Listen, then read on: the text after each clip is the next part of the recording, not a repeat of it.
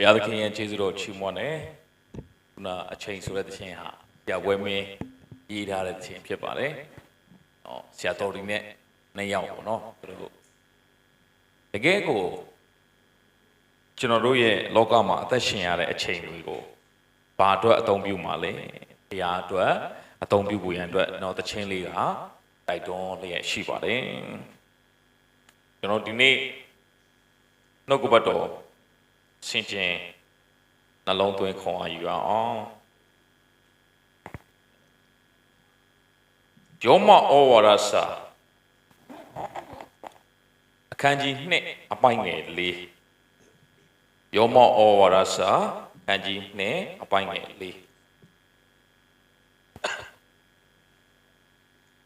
အတူတကွပတ်ကြည့်အောင်ဘုရားသခင်ဤကျေးဇူးတော်သည်သင်ကိုနောင်တလန်းသို့သွေးဆောင်သည်ကို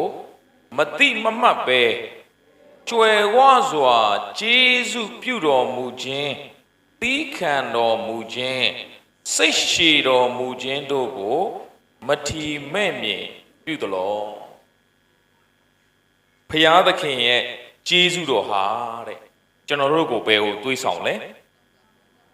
နောင်တလန်းကိုသွေးဆောင်တယ်တချို့ကကျေးဇူးတော်ကိုနားလည်မှုလွဲတယ်ကျေးဇူးတော်လို့ပြောနေတဲ့သူတွေကကျေးဇူးတော်လို့ပြောပြီးတော့အသက်ရှင်ခြင်းတလို့အသက်ရှင်တယ်ဘုရားသခင်ကငါတို့ကိုငရဲကနေကယ်ပြီးသွားပြီကျေးဇူးတော်ပဲနေခြင်းတလို့နေလို့ရပြီလှုပ်ချင်တာလှုပ်လို့ရပြီဟုတ်လား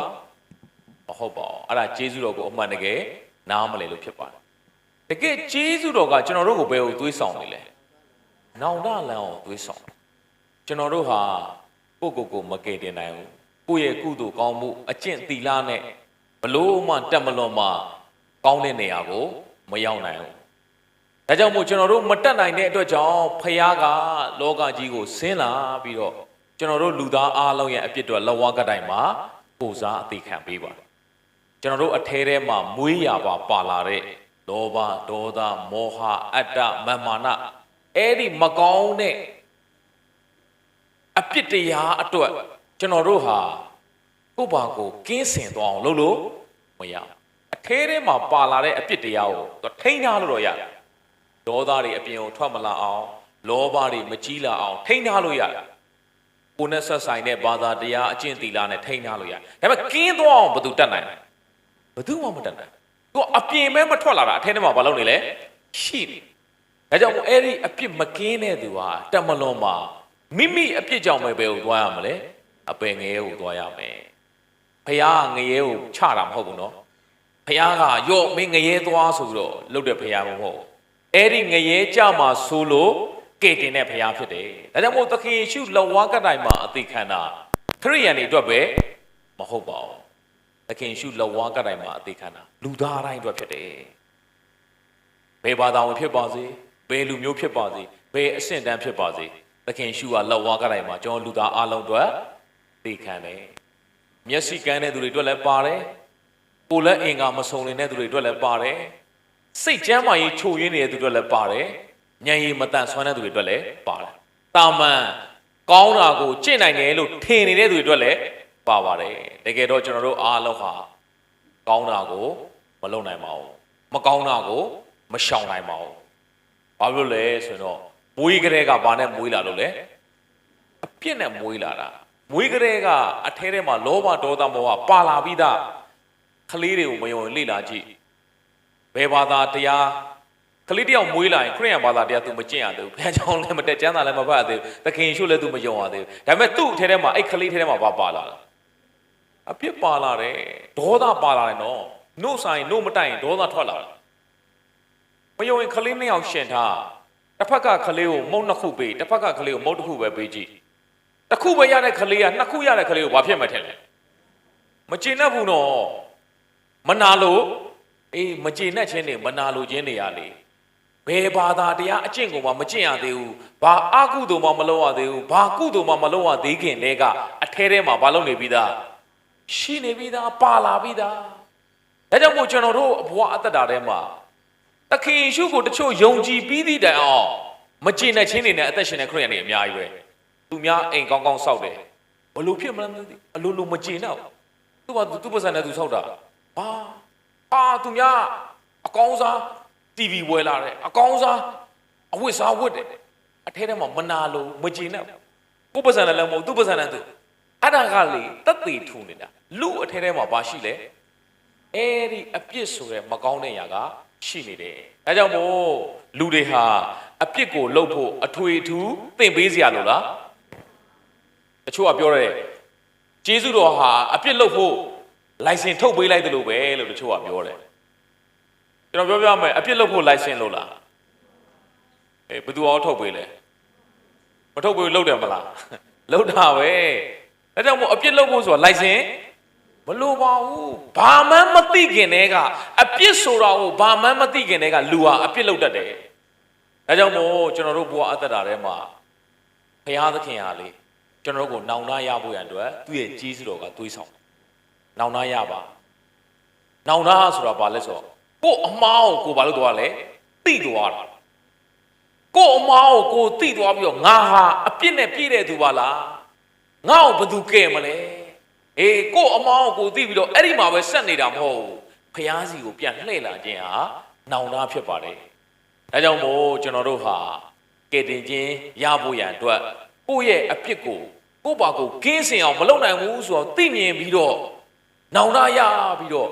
ကျွန်တော်တို့အပြစ်တွေလက်ဝါးကတိုင်မှာအသေးခံပေးတဲ့သခင်ရှုစီကိုလာဖို့ဖြစ်ပါတယ်အဲ့ဒီသခင်ရှုကိုမိမိကဲတင်ပိုင်ရှင်ဖြစ်ယုံကြည်လက်ခံဖို့ဖြစ်ပါတယ်ဘုသခင်ရှုခရစ်တော်ဘုရားဟာကျွန်တော်တို့အပြစ်တွေအသေးခံပြီးတော့သိကြိုပြီးတော့၃ရက်မြောက်သောနေ့မှာတည်ခြင်းကရှင်ပြန်ထမြောက်တယ်ဘယ်လူတူတယောက်မှတည်ခြင်းတရားကိုမလွန်ဆန်နိုင်ဒါပေမဲ့တည်ခြင်းကိုအောင်မြင်ဖို့ရတဲ့သခင်ရှုကလှုပ်ပေးခဲ့တယ်ဒါကြောင့်မို့သခင်ရှုကိုယုံမယ်ဆိုရင်ကျွန်တော်တို့ဟာရသက်ကယ်တင်ခြင်းဆုကျေးဇူးကိုခံစားရမှာဖြစ်ပါတယ်ဒါကြောင့်မို့အရင်ဆုံးရေးကြည့်တာကိုယ့်ရဲ့အပြစ်တွေကိုဘာကိုမဖြေရှင်းနိုင်ဘူးဆိုပြီးတော့နောင်တရပြီးတော့ဘုရားစီကိုပြန်လာဖို့ဖြစ်တယ်ခရိယန်အသက်ရှင်ခြင်းမှာလည်းနေ့စဉ်ဘုရားသခင်ကကျွန်တော်တို့ကိုဘယ်တဲ့ကိုသွေးဆောင်နေလဲအဲ့ဒီဂျေဇုတော်ဟာနောင်တလမ်းထဲကိုသွေးဆောင်နေတယ်ဒါကြောင့်မို့ဂျေဇုတော်ရဲ့လှုပ်ဆောင်မှုအများကြီးရှိပါတယ်အဲ့ထဲကအဓိကကြတဲ့နှစ်ခုကတော့အသေးခံပေးသောဂျေဇုတော်နဲ့အသက်ရှင်ပေးသောဂျေဇုတော်ယေရှုခရစ်တော်ဘုရားသည်ကျွန်တော်တို့အပြစ်တော်လက်ဝါးကတိုင်းမှာဘာလုပ်ပေးလဲ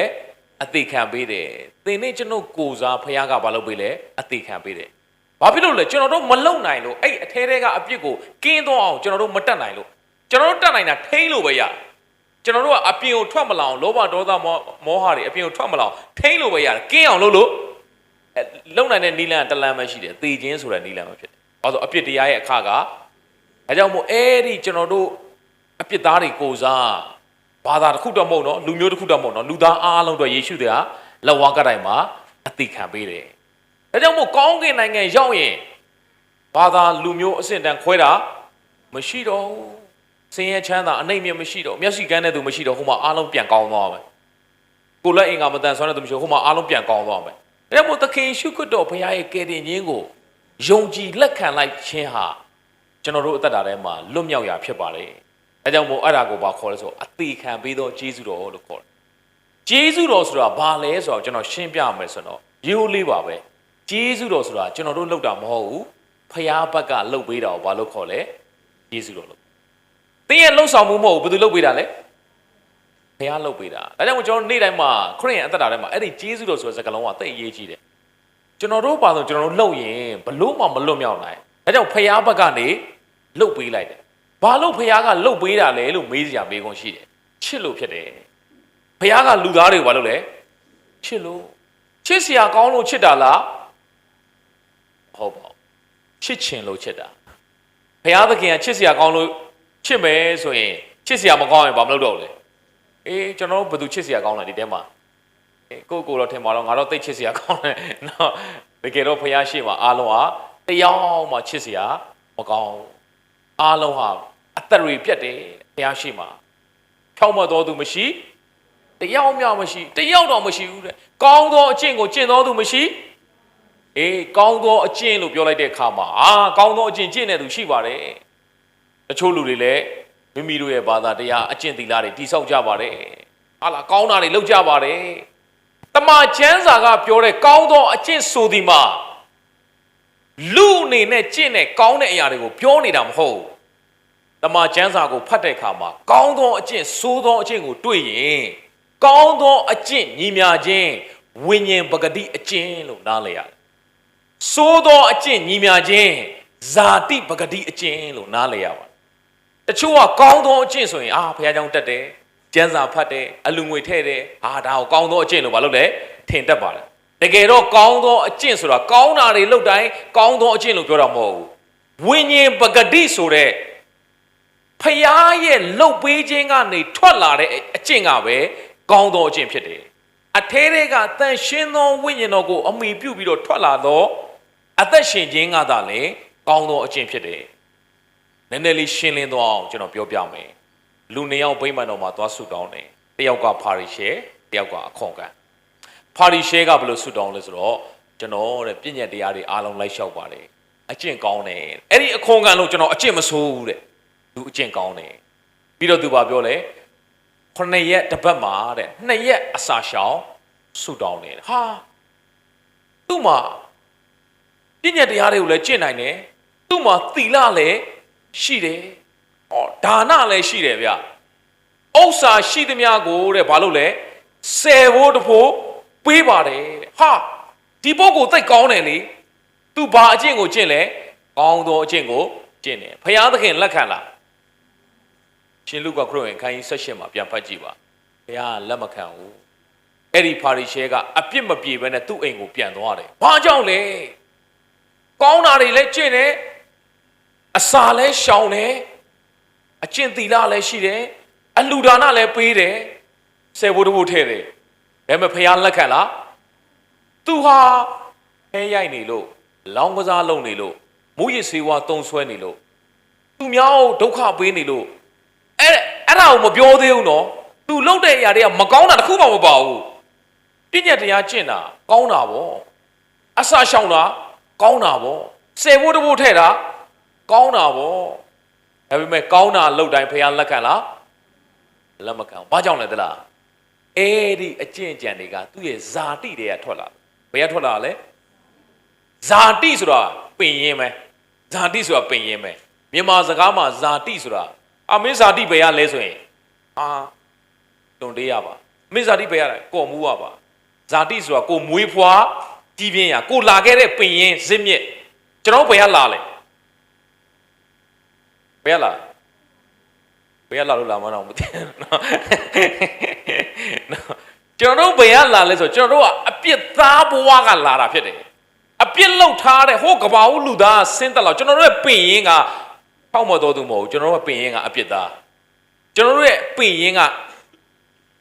ငရေသွားရမယ့်သူတွေအထဲထဲမှာပါလဲအပြစ်နဲ့မွေးဖွားလာတာဒါကြောင့်မို့ဇာတိဆိုတာအဲ့အပြစ်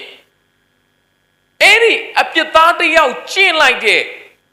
ကုသိုလ်ကောင်းမှုအပြစ်သားတစ်ယောက်ပေးကမ်းလိုက်တဲ့အလှူဒါနဖျားရှေ့မှာဘာနဲ့တူလဲသလားညစ်သောအဝတ်နဲ့တူတယ်လို့ကျမ်းစာရေးတယ်ပြုဘူးသမျှသောကုသိုလ်ကောင်းမှုတို့သည်တဲ့ညစ်သောအဝတ်နဲ့တူကြပါ၏လူကအာကုသိုလ်လှုပ်လိုက်လို့ဖျားရှေ့မှာညစ်သောအဝတ်နဲ့တူတယ်လို့ကျမ်းစာမရေးဘူးနော်အာကုသိုလ်ခဏထားလိုက်အောင်အဲ့ဒါမကောင်းဘူးဆိုတာလူတိုင်းသိတယ်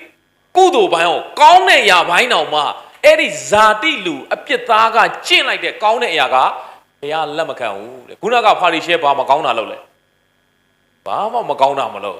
ဘုရားလက်ခံလား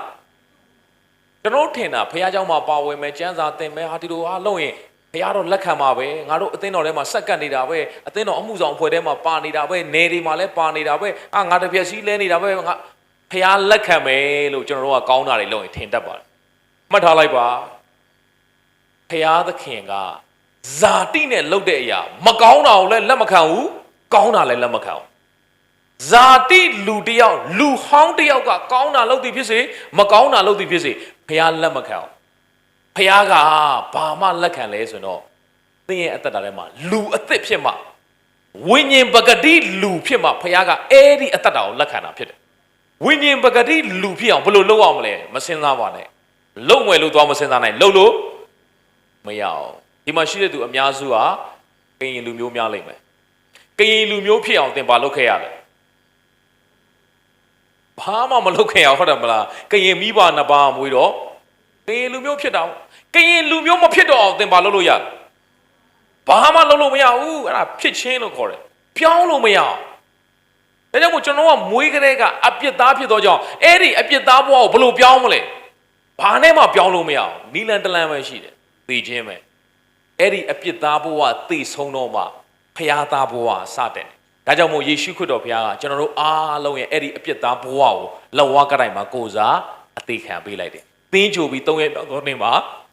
အရှင်ပြန်ထမြောက်တယ်ယေရှုခရစ်တော်ဘုရားကိုသင်ဟာမိမိကယ်တင်ပိုင်ရှင်ဖြစ်ယုံလိုက်ရင်အဲ့ဒီယေရှုခရစ်တော်ဘုရားကသင်အထဲထဲမှာလာရှင်တယ်အဲ့ဒီလိုလာရှင်ပြီဆိုရင်သင်ဟာအပြစ်သားမဟုတ်တော့ဘာသားဖြစ်သွားလဲဖျားသားဖြစ်သွားတယ်ဘဝပြောင်းသွားတယ်ဖျားသားဖြစ်သွားဒါကြောင့်မို့သင်အပြစ်သားဘဝကနေလွတ်မြောက်ဖို့ရန်အတွက်လည်းဖျားပဲလုပ်ပေးတာအဲ့ဒါအသေးခံပေးသောယေရှုတော်လို့ခေါ်တယ်သင်ဖျားသားဘဝနဲ့ဆက်အသက်ရှင်ဖို့ရန်အတွက်လည်းဘယ်သူပဲလုပ်ပေးလဲဖျားပဲလုပ်ပေးတယ်အထဲထဲမှာဘာလုပ်ပေးလဲလာရှင်ပေးအဲ့ဒါရှင်ပေးသောယေရှုတော်လို့ခေါ်ဒါကြောင့်မို့ယေရှုတော်ရဲ့အဓိကလှုပ်ဆောင်ချက်နှစ်မျိုးကအသေးခံပေးသောယေရှုတော်နဲ့အသက်ရှင်ပေးသောယေရှုတော်ကျွန်တော်တို့ထင်တာကကောင်းကင်နိုင်ငံရောက်ဖို့ကယ်တင်ခြင်းဆုယေရှုထာဝရအသက်ကိုရဖို့ယေရှုလည်းကယ်တယ်မင်းလည်းကောင်းရမယ်လို့ကျွန်တော်ကထင်တယ် no တခင်ယေရှုကယ်တာက90%ငါတို့လည်း90%ကောင်းမှဘယ်ရောက်မလဲကောင်းကင်နိုင်ငံရောက်မယ်ဖခင်ကယ်တာလည်းတစ်ပိုင်းမင်းလည်းဘာလုပ်ရမလဲကောင်းရမယ်ကျွန်တော်ကဒီလိုထင်တတ်ပါတကယ်တော့ဒီလိုမဟုတ်ပါဘူးကျွန်တော်တို့ကောင်းတဲ့အပေါ်မှာသာကယ်တင်ခြင်းရမယ်ဆိုတယောက်မှရเสียအကြောင်းကျွန်တော်တို့ကဘယ်လောက်ကောင်းနိုင်လို့လဲဖခင်ရဲ့စံချိန်စံညွှန်းနဲ့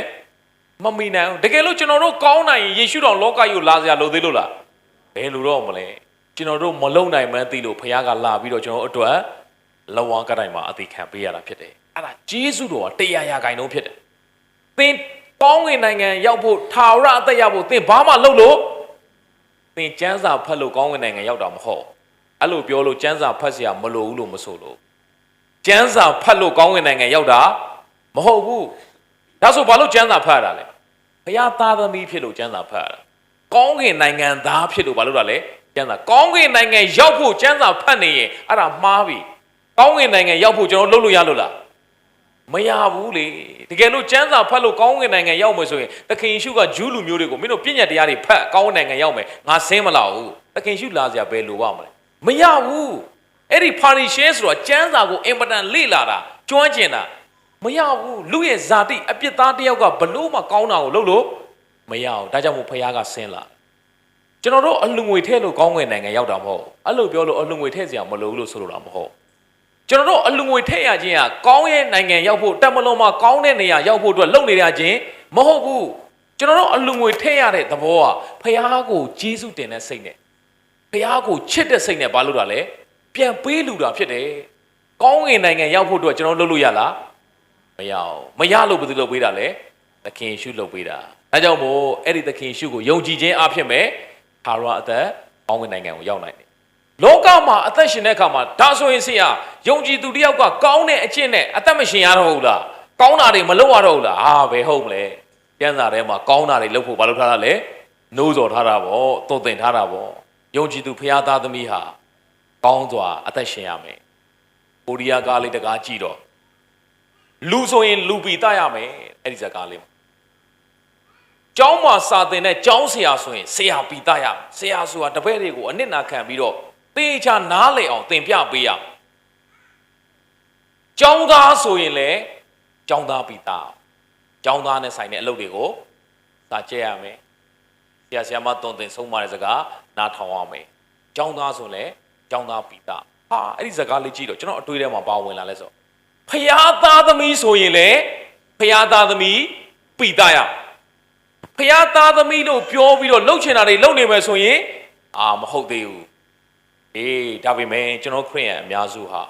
လူတယောက်ပေါက်ကြရတယ်လှုပ်ရင်အပြစ်တင်မိုးလောက်ပဲစဉ်းစားမင်းမကောင်းမင်းဖျားသားသမီးဖြစ်ပြီးတော့မင်းခရစ်ယာန်ဖြစ်ပြီးတော့ကျွန်တော်တို့အများစုကအပြစ်တင်ဖို့ပဲစဉ်းစားတယ်အဲ့ဒီလူတယောက်ကိုကောင်းလာဖို့ရန်အတွက်ဘလို့မေတ္တာနဲ့ဆွဲခေါ်မလဲဆိုတဲ့နီလန်းကျွန်တော်တို့မစင်စားအောင်ကျွန်တော်ကဘာပဲလုပ်လိုက်တယ်ဒီလူကတော့ကောင်းလာမှာမဟုတ်ပါဘူးမင်းဘာလို့မကောင်းလဲမင်းဘာလို့မကောင်းလဲဆိုပဲကျွန်တော်ဘာလုပ်လဲအပြစ်တင်ကျွန်တော်ကိုးကွယ်တဲ့ဖခင်အပြစ်တင်တဲ့ဖခင်မဟုတ် ကျွန်တော်တို့ကိုပြောင်းလဲစေတဲ့ဖခင်ဖြစ်တယ်ဒါကြောင့်မို့ဖခင်သခင်ရဲ့ဂျေဇုတော်ဟာဘယ်ကိုသွေးဆောင်လဲလူတယောက်ပြောင်းလဲဖို့ရအတွက်နောင်တလမ်းထဲကိုသွေးဆောင်တယ်ဂျေဇုတော်အလုပ်လုပ်တယ်နော်အထဲထဲကနေဘာလုပ်ပြီလဲနောင်တရဖို့ဟာဒါတွေမကောင်းဘူးဆိုတာနောင်တရဖို့ရအတွက်ဖခင်ကသွေးဆောင်တယ်ဟာငါဒီဒုစရိုက်ထဲမှာငါဖခင်သားသမီးဖြစ်သွားပြီဖခင်သားသမီးကဲ့သို့ဘာလုပ်ရမလဲအသက်ရှင်ရမယ်ကျွန်တော်ခရစ်ယာန်အများစုရဲ့အသက်တာထဲမှာနားလည်မှုအလွဲတဲ့အရာရှိတယ်အဲ့ဒါဘာလဲဆိုတော့အကျင့်ဆိုတဲ့အရာကြိုးစားခြင်းဆိုတဲ့အရာခရစ်ယာန်ယုံကြည်သူတယောက်ရဲ့အသက်တာထဲမှာကျင့်ဖို့လိုသေးလားလိုတာပေါ့ခရစ်ယာန်ယုံကြည်သူတယောက်ရဲ့အသက်တာထဲမှာကြိုးစားဖို့လိုသေးလားလိုတာပေါ့ဒါပေမဲ့အဲ့ဒီကျင့်ခြင်းကြိုးစားခြင်းသည်ဇာတိနဲ့ဆိုရင်တော့ဘုရားလက်မခံပါဘူးဘာသဘောနဲ့ဖြစ်ရမလဲဝိညာဉ်ပဂတိနဲ့ဖြစ်ရဟာဝိညာဉ်ပဂတိရဲ့အကျင့်ဆိုတာဘာလဲဝိညာဉ်ပဂတိရဲ့အကျင့်ဆိုတာကအထဲထဲကတန်ရှင်းသောဝိညာဉ်တော်ရဲ့မဆာခြင်းကနေထွက်ပေါ်လာတဲ့အသက်ရှင်ခြင်းလက္ခဏာဖြစ်ပါတယ်ဝိညာဉ်ပဂတိအကျိုးမူကားချစ်ခြင်းဝမ်းမြောက်ခြင်းငြိမ်သက်ခြင်းစိတ်ရှည်ခြင်းကျေးဇူးပြုခြင်းကောင်းမြတ်ခြင်းသစ္စာဆောင်ခြင်းနူးညံ့သိမ်မွေ့ခြင်းကာမဂုဏ်ချုပ်တီးခြင်းအဲ့ဒီဝိညာဉ်ပဂတိရဲ့အကျိုးဆိုတာကအသီးလို့သုံးတယ်ကျမ်းစာထဲမှာအဲ့ဒီအသီးဟာအကိုင်းအခက်တစ်ခုဟာစူးစားပြီးသီးလို့မရဘူးသူ့ရဲ့ပင်စီမှာတည်နေမှသူကလို့လဲသီးတယ်အဲ့ဒီသီးဖို့အတွက်လဲသူစူးစားစရာမလိုအလိုလျောက်သီးတာဒါကြောင့်မို့ယုံကြည်သူတယောက်ရဲ့စူးစားခြင်းဆိုတာခရစ်တော်၌တည်နေခြင်းပဲကိုယ့်ဘာကိုစူးစားတာမဟုတ်တော့အထဲထဲကဝိညာဉ်တော်ကဘာလုပ်ပေးတာလဲစူးစားပေးတာဒီအဲ့ဒါကိုနားမလဲရင်သခင်ခရစ်တော်ကိုယုံပြီးတော့ငါတို့ဘာလုပ်မလဲအေးစူးစားပြီးတော့လုပ်ကြအောင်စူးစားပြီးတော့ကျွန်တော်တို့အဲ့ဒီမှာကိုယ့်ရဲ့ဇာတိစူးစားခြင်းနဲ့ပြန်ရောက်သွားတယ်တကယ်တော့ယုံကြည်သူဟာစူးစားဖို့လိုတယ်နော်ဒါပေမဲ့ဘာစူးစားခြင်းလဲဝိညာဉ်ပဂတိရဲ့စူးစားခြင်းကိုယ်ခွန်အားနဲ့စူးစားခြင်းမဟုတ်တော့ဘူးဖျားခွန်အားနဲ့စူးစားခြင်းအဲ့ဒါဘယ်လိုမျိုးလဲဆိုတော့ဖျားကိုအခွင့်ပေးလိုက်တယ်အထဲထဲမှာဝိညာဉ်တော်ရဲ့ပြုပြင်ခြင်းကိုဘာလုပ်လိုက်တာလဲအခွင့်ပေးလိုက်ယုံကြည်သူရဲ့အသက်တာထဲမှာအကျင့်လိုပါတယ်အကျင့်နဲ့ကင်းသောယုံကြည်ခြင်းသည်အသေးလို့ကျမ်းစာပြောတယ်ဒါကြောင့်ယုံကြည်ရဲ့အသက်တာထဲမှာကောင်းသောအကျင့်လိုလားမလိုလားလိုတယ်ကောင်းသောအကျင့်ထဲမှာကျင့်လည်ဖို့ဘုရားကပြင်ဆင်ထားတယ်ဒါပေမဲ့အဲ့ဒီအကျင့်ဆိုတဲ့အရာကိုကျွန်တော်တို့ကနားလည်မှုလွယ်တယ်ကိုယ့်ဘာကိုစူးစမ်းကျင့်ယူရမယ်လို့ထင်တယ်ရှင်ယာကုပ်ဩဝါဒစာကိုပြန်ဖတ်ကြည့်ပါအဲ့ဒီအကျင့်ဆိုတာဘယ်ကနေထွက်ပေါ်လာတဲ့ရလတ်လဲတလားယုံကြည်ခြင်းကနေထွက်ပေါ်လာတဲ့အသီးပွင့်ဖြစ်တယ်ယုံကြည်သူတယောက်ရဲ့အကျင့်ဆိုဒီမှာအကျင့်ကအရင်မလားဘာအရင်လာလဲယုံကြည်ခြင်းကအရင်လာတယ်အာဗြဟံဘုရားကိုယုံတဲ့အခါမှာသူ့တယောက်တည်းသောသားဣဇက်ကိုပူဇော်ခြင်းအကျင့်ကအနောက်ကလိုက်လာယာခတ်ဘုရားကိုယုံတဲ့အခါမှာသူ့စီမှာအဲ့ဒီအန်ရဲ့အယမ်းများတဲ့တရှိုနှစ်ယောက်ကိုယေရီခေါမြို့ဝင်ရောက်စူးစမ်းတဲ့တရှိုနှစ်ယောက်ကိုဘာလို့ထားလိုက်လဲအိမ်မှာဖွက်ထားခြင်းအကျင့်ဆိုတာလာတယ်အဲ့ဒါရှင်ယာကုပ်မှာပဲရေးထားတယ်ကျွန်တော်အပြင်ဟာတွေရှောက်ပြောတာမဟုတ်ဒါကြောင့်မို့ယုံကြည်သူတယောက်ရဲ့အကျင့်ဆိုဒီမှာယုံကြည်ခြင်းအသီးပွင့်နာခံခြင်းရဲ့ရလတ်ဖြစ်တယ်ကိုယ်ခွန်အားနဲ့အတင်းအဓမ္မစူးစမ်းလုပ်ရတဲ့အရာမျိုးဟုတ်တော့ဒါကြောင့်မို့ဒီနှစ်ခုကိုနားလည်သဘောပေါက်ပါအသေးခံပြီးတော့ဂျေဇုတော်အဲ့ဒီဂျေဇုတော်ဟာအသင်အပြစ်တော့အသေးခံပေးခြင်းအပြင်သင်ဟာဘာသားဖြစ်သွားလဲအပြစ်သားကနေဖျားသားဖြစ်သွားတယ်အဲ့ဒီဂျေဇုတော်ဟာသင်အထဲထဲမှာအလုပ်လုပ်လျက်ရှိတယ်ဒါကြောင့်မို့တမန်တော်ရှင်ဘောလူကအဲ့ဒါကိုကောင်းကောင်းသဘောပေါက်တဲ့အခါမှာငါသည်ခရစ်တော်နဲ့တူလက်ဝါးကတိုင်မှာသိခံပြီးငါဆိုတဲ့ဇာတိသဘောအပြစ်သားဘုရားဘာလို့သွားပြီလဲသိသွားပြီတဲ့အာတန်ကနေဆင်းသက်လာတဲ့ငါပေါလုအပြစ်သားဘုရားသိသွားပြီကျွန်တော်ယုံကြည်သူအားလုံးလည်းခရစ်တော်နဲ့တူဘာမှသိသွားပြီလေလက်ဝါးကတိုင်မှာသိသွားပြီဘာသိသွားလဲလို့မေးရင်တော့သင်ရဲ့အပြစ်သားဘုရားသိသွားပြီသို့တော်လည်းအခုအသက်ရှင်သေးတယ်မလားရှင်သေးတယ်ဒါပေမဲ့ဘာပြောလဲထို့သောဆိုတော့ငါသည်ကိုယ်တိုင်မရှင်ငါဆိုတဲ့ဇာတိနဲ့မရှင်တော့ခန္ဓာကိုယ်အသွေးသားရှိသောကြောင့်လူဟာဇာတိနဲ့ရှင်ကြံမိတယ်ဒါပေမဲ့ရှင်ဘောလူကြီးကသူဝန်ခံတယ်ငါဆိုတဲ့ဇာတိနဲ့ငါဘာမလုပ်တော့လဲမရှင်တော့ငါစားခြင်းနဲ့ငါသွားခြင်းနဲ့ငါအောင်မြင်ကြော်ကြားခြင်းနဲ့ငါလူတွေရဲ့ဂုဏ်ပြုချီးမွမ်းခြင်းကိုခံခြင်းနဲ့လူတွေအတိမတ်ပြုတာငါခံခြင်းနဲ့အဲ့ဒါမရှိတော့ငါဆိုတာမရှိတော့ငါထင်ပေါ်ကြော်ကြားခြင်းနဲ့မရှိတော့ဒါကြောင့်မို့ရှင်ဘောလူကအဲ့ဒါကိုနားလိုက်တဲ့အခါမှာငါသည်ကိုယ်တိုင်မရှင်ခရစ်တော်သည်ငါ၌ရှင်တော်မူ၏အထိပ္ပယ်ကိုသိလား ငါမပေါ်တော့ဘူးတဲ့ငါမထင်ရှားတော့ဘူးတဲ့ဘသူပဲငါအထဲကနေထင်ရှားတော့မလဲဒီနေ့ယုံကြည်သူတယောက်ရဲ့အသက်ရှင်ခြင်းဟာငါပေါ်လင်နေသည်၍အဲ့ဒါမှားယွင်းနေပြီကျွန်တော်တို့ပေါ်ဖို့မဟုတ်ဘသူပေါ်ဖို့လဲကျွန်တော်တို့ရဲ့စီးပွားရေးပဲလှုပ်လှုပ်ပညာပဲသင်အသင်းတော်မှာပဲပါဝင်အမှုတော်ထဲမှာပဲစက္ကပ်ကိုအရန်ပေါ်လွင်နေပြီကိုအရန်ပေါ်ခြင်းနဲ့ဆိုရင်အဲ့ဒါမှားပြီပဲယုံကြည်သူဆိုတာကိုမပေါ်အောင်ဘယ်သူပဲပေါ်အောင်မလဲ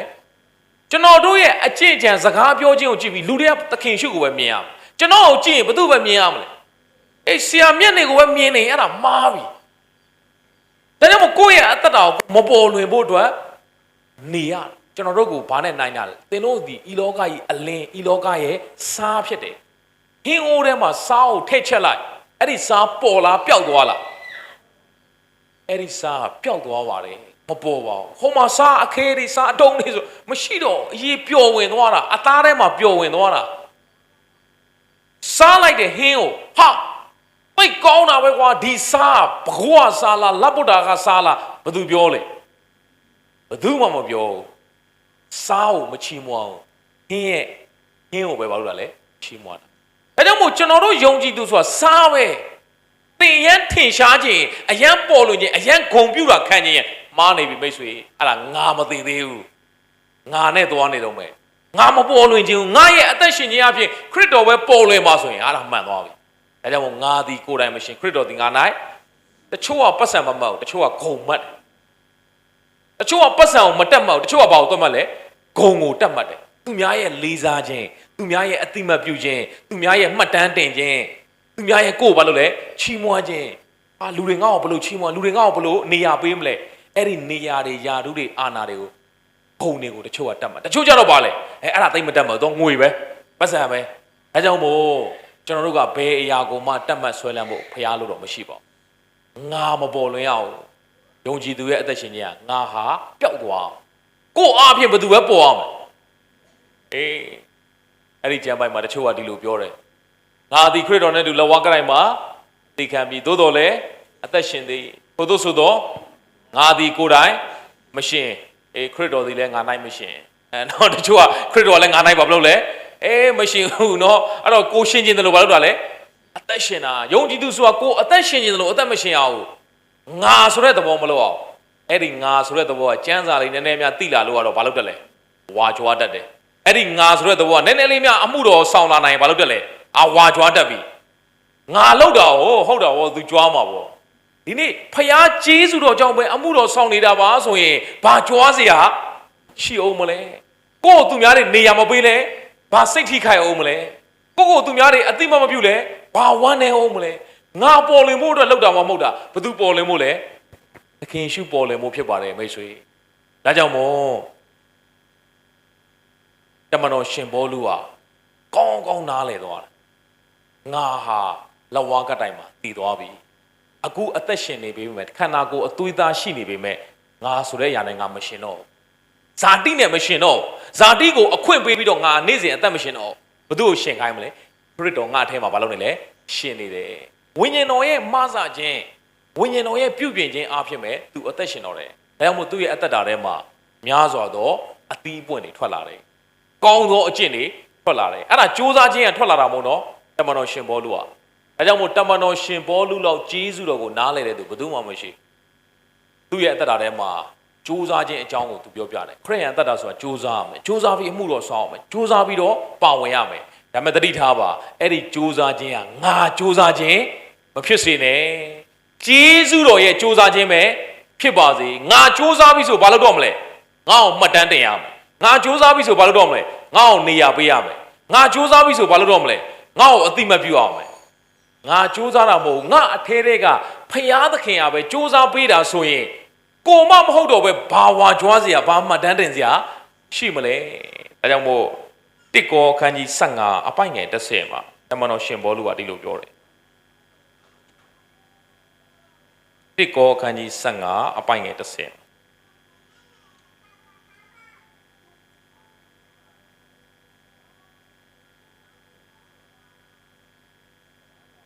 သို့တော်လည်းဖျားသခင်ဤကျေးဇူးတော်အားဖြင့်သာငါဖြစ်သည့်အတိုင်းငါဖြစ်တမန်တော်ရှင်ဘောလူဟာင ငါပေါ်လူဟာတဲ့ဖခင်ကျေးဇူးတော်ကြောင့်ပဲငါဖြစ်တဲ့အတိုင်းငါဖြစ်တာလူတော်တော်များများကသူများနဲ့ရှင်ပြီးတော့ကိုတိမ်ငယ်တတ်တယ်အချို့ကငါသူများလောက်ပညာမသင်အောင်ငါသူများလောက်ကြောင်ကောင်းကောင်းမတက်ရအောင်ငါတို့ကြမှာဘာလို့ဆင်းရဲတာလဲငါတို့ကြတော့ဒီလိုမနေနိုင်ပါလားဒီလိုမစားနိုင်ပါလားသူများနဲ့ရှင်ပြီးကိုဘာလို့လဲတိမ်ငယ်ကြတချို့ကြတော့သူများနဲ့ရှင်ပြီးမာနကြီးတာမရှိပေမဲ့လာမလုံးနဲ့နော်လာမထိနဲ့ငါတို့ကတော့မရှိမာနလို့ခေါ်တယ်ရှိရင်လည်းရှိတဲ့မာနရှိသလိုမရှိရင်လည်းမရှိတဲ့မာနရှိအဲ့ဒါလူပဲဒါကြောင့်မို့အဲ့ဒီလူရဲ့မာနငါဆိုတဲ့အရာကဘုရားကျေးဇူးတော်ကိုညှင်းပယ်တာဘုရားကျေးဇူးတော်ညှင်းပယ်တာအဲ့တော့တမန်တော်ရှင်ပေါလုဟာငါဖြစ်တဲ့တိုင်းငါဖြစ်တယ်ငါပေါလုဟာဘယ်သူနဲ့မှတူစရာမလိုငါပဲဖြစ်တယ်လို့ပြောတဲ့စကားလုံးရဲ့အရှိမသူဘာကိုသုံးဆွဲထားလဲဘုရားသခင်ရဲ့ကျေးဇူးတော်အားဖြင့်ဘုရားကျေးဇူးတော်ကြောင့်ဒါမို့သင်ဟာသူများနဲ့တူစရာမလိုသူများကိုကြည့်ပြီးတော့ကိုတိမ်ငယ်ပြီးအသက်ရှင်စရာမလိုသလိုသူများကိုကြည့်ပြီးတော့ကိုဝါကြွားပြီးအသက်ရှင်စရာလည်းမလိုခုနကဗိမာန်တော်မှာဆူတောင်းတဲ့ဖာရိရှဲနဲ့အခွန်ခံဟာဖာရိရှဲသည်အခွန်ခံကိုကြည့်ပြီးတော့မလုပ်တာလဲသူ့ကိုယ်သူဝါကြွားဒီအခွန်ခံလို့မဟုတ်ဘူးကျွန်တော်ဟာကောင်းတယ်သူများနဲ့နိုင်ရှင်ပြီးကိုဝါကြွားဖို့လည်းမလိုသလိုသူများနဲ့နိုင်ရှင်ပြီးကိုတိမ်ငယ်ဖို့လည်းမလိုအခွန်ခံဟာဖာရိရှဲနဲ့မနိုင်ရှင်ပါ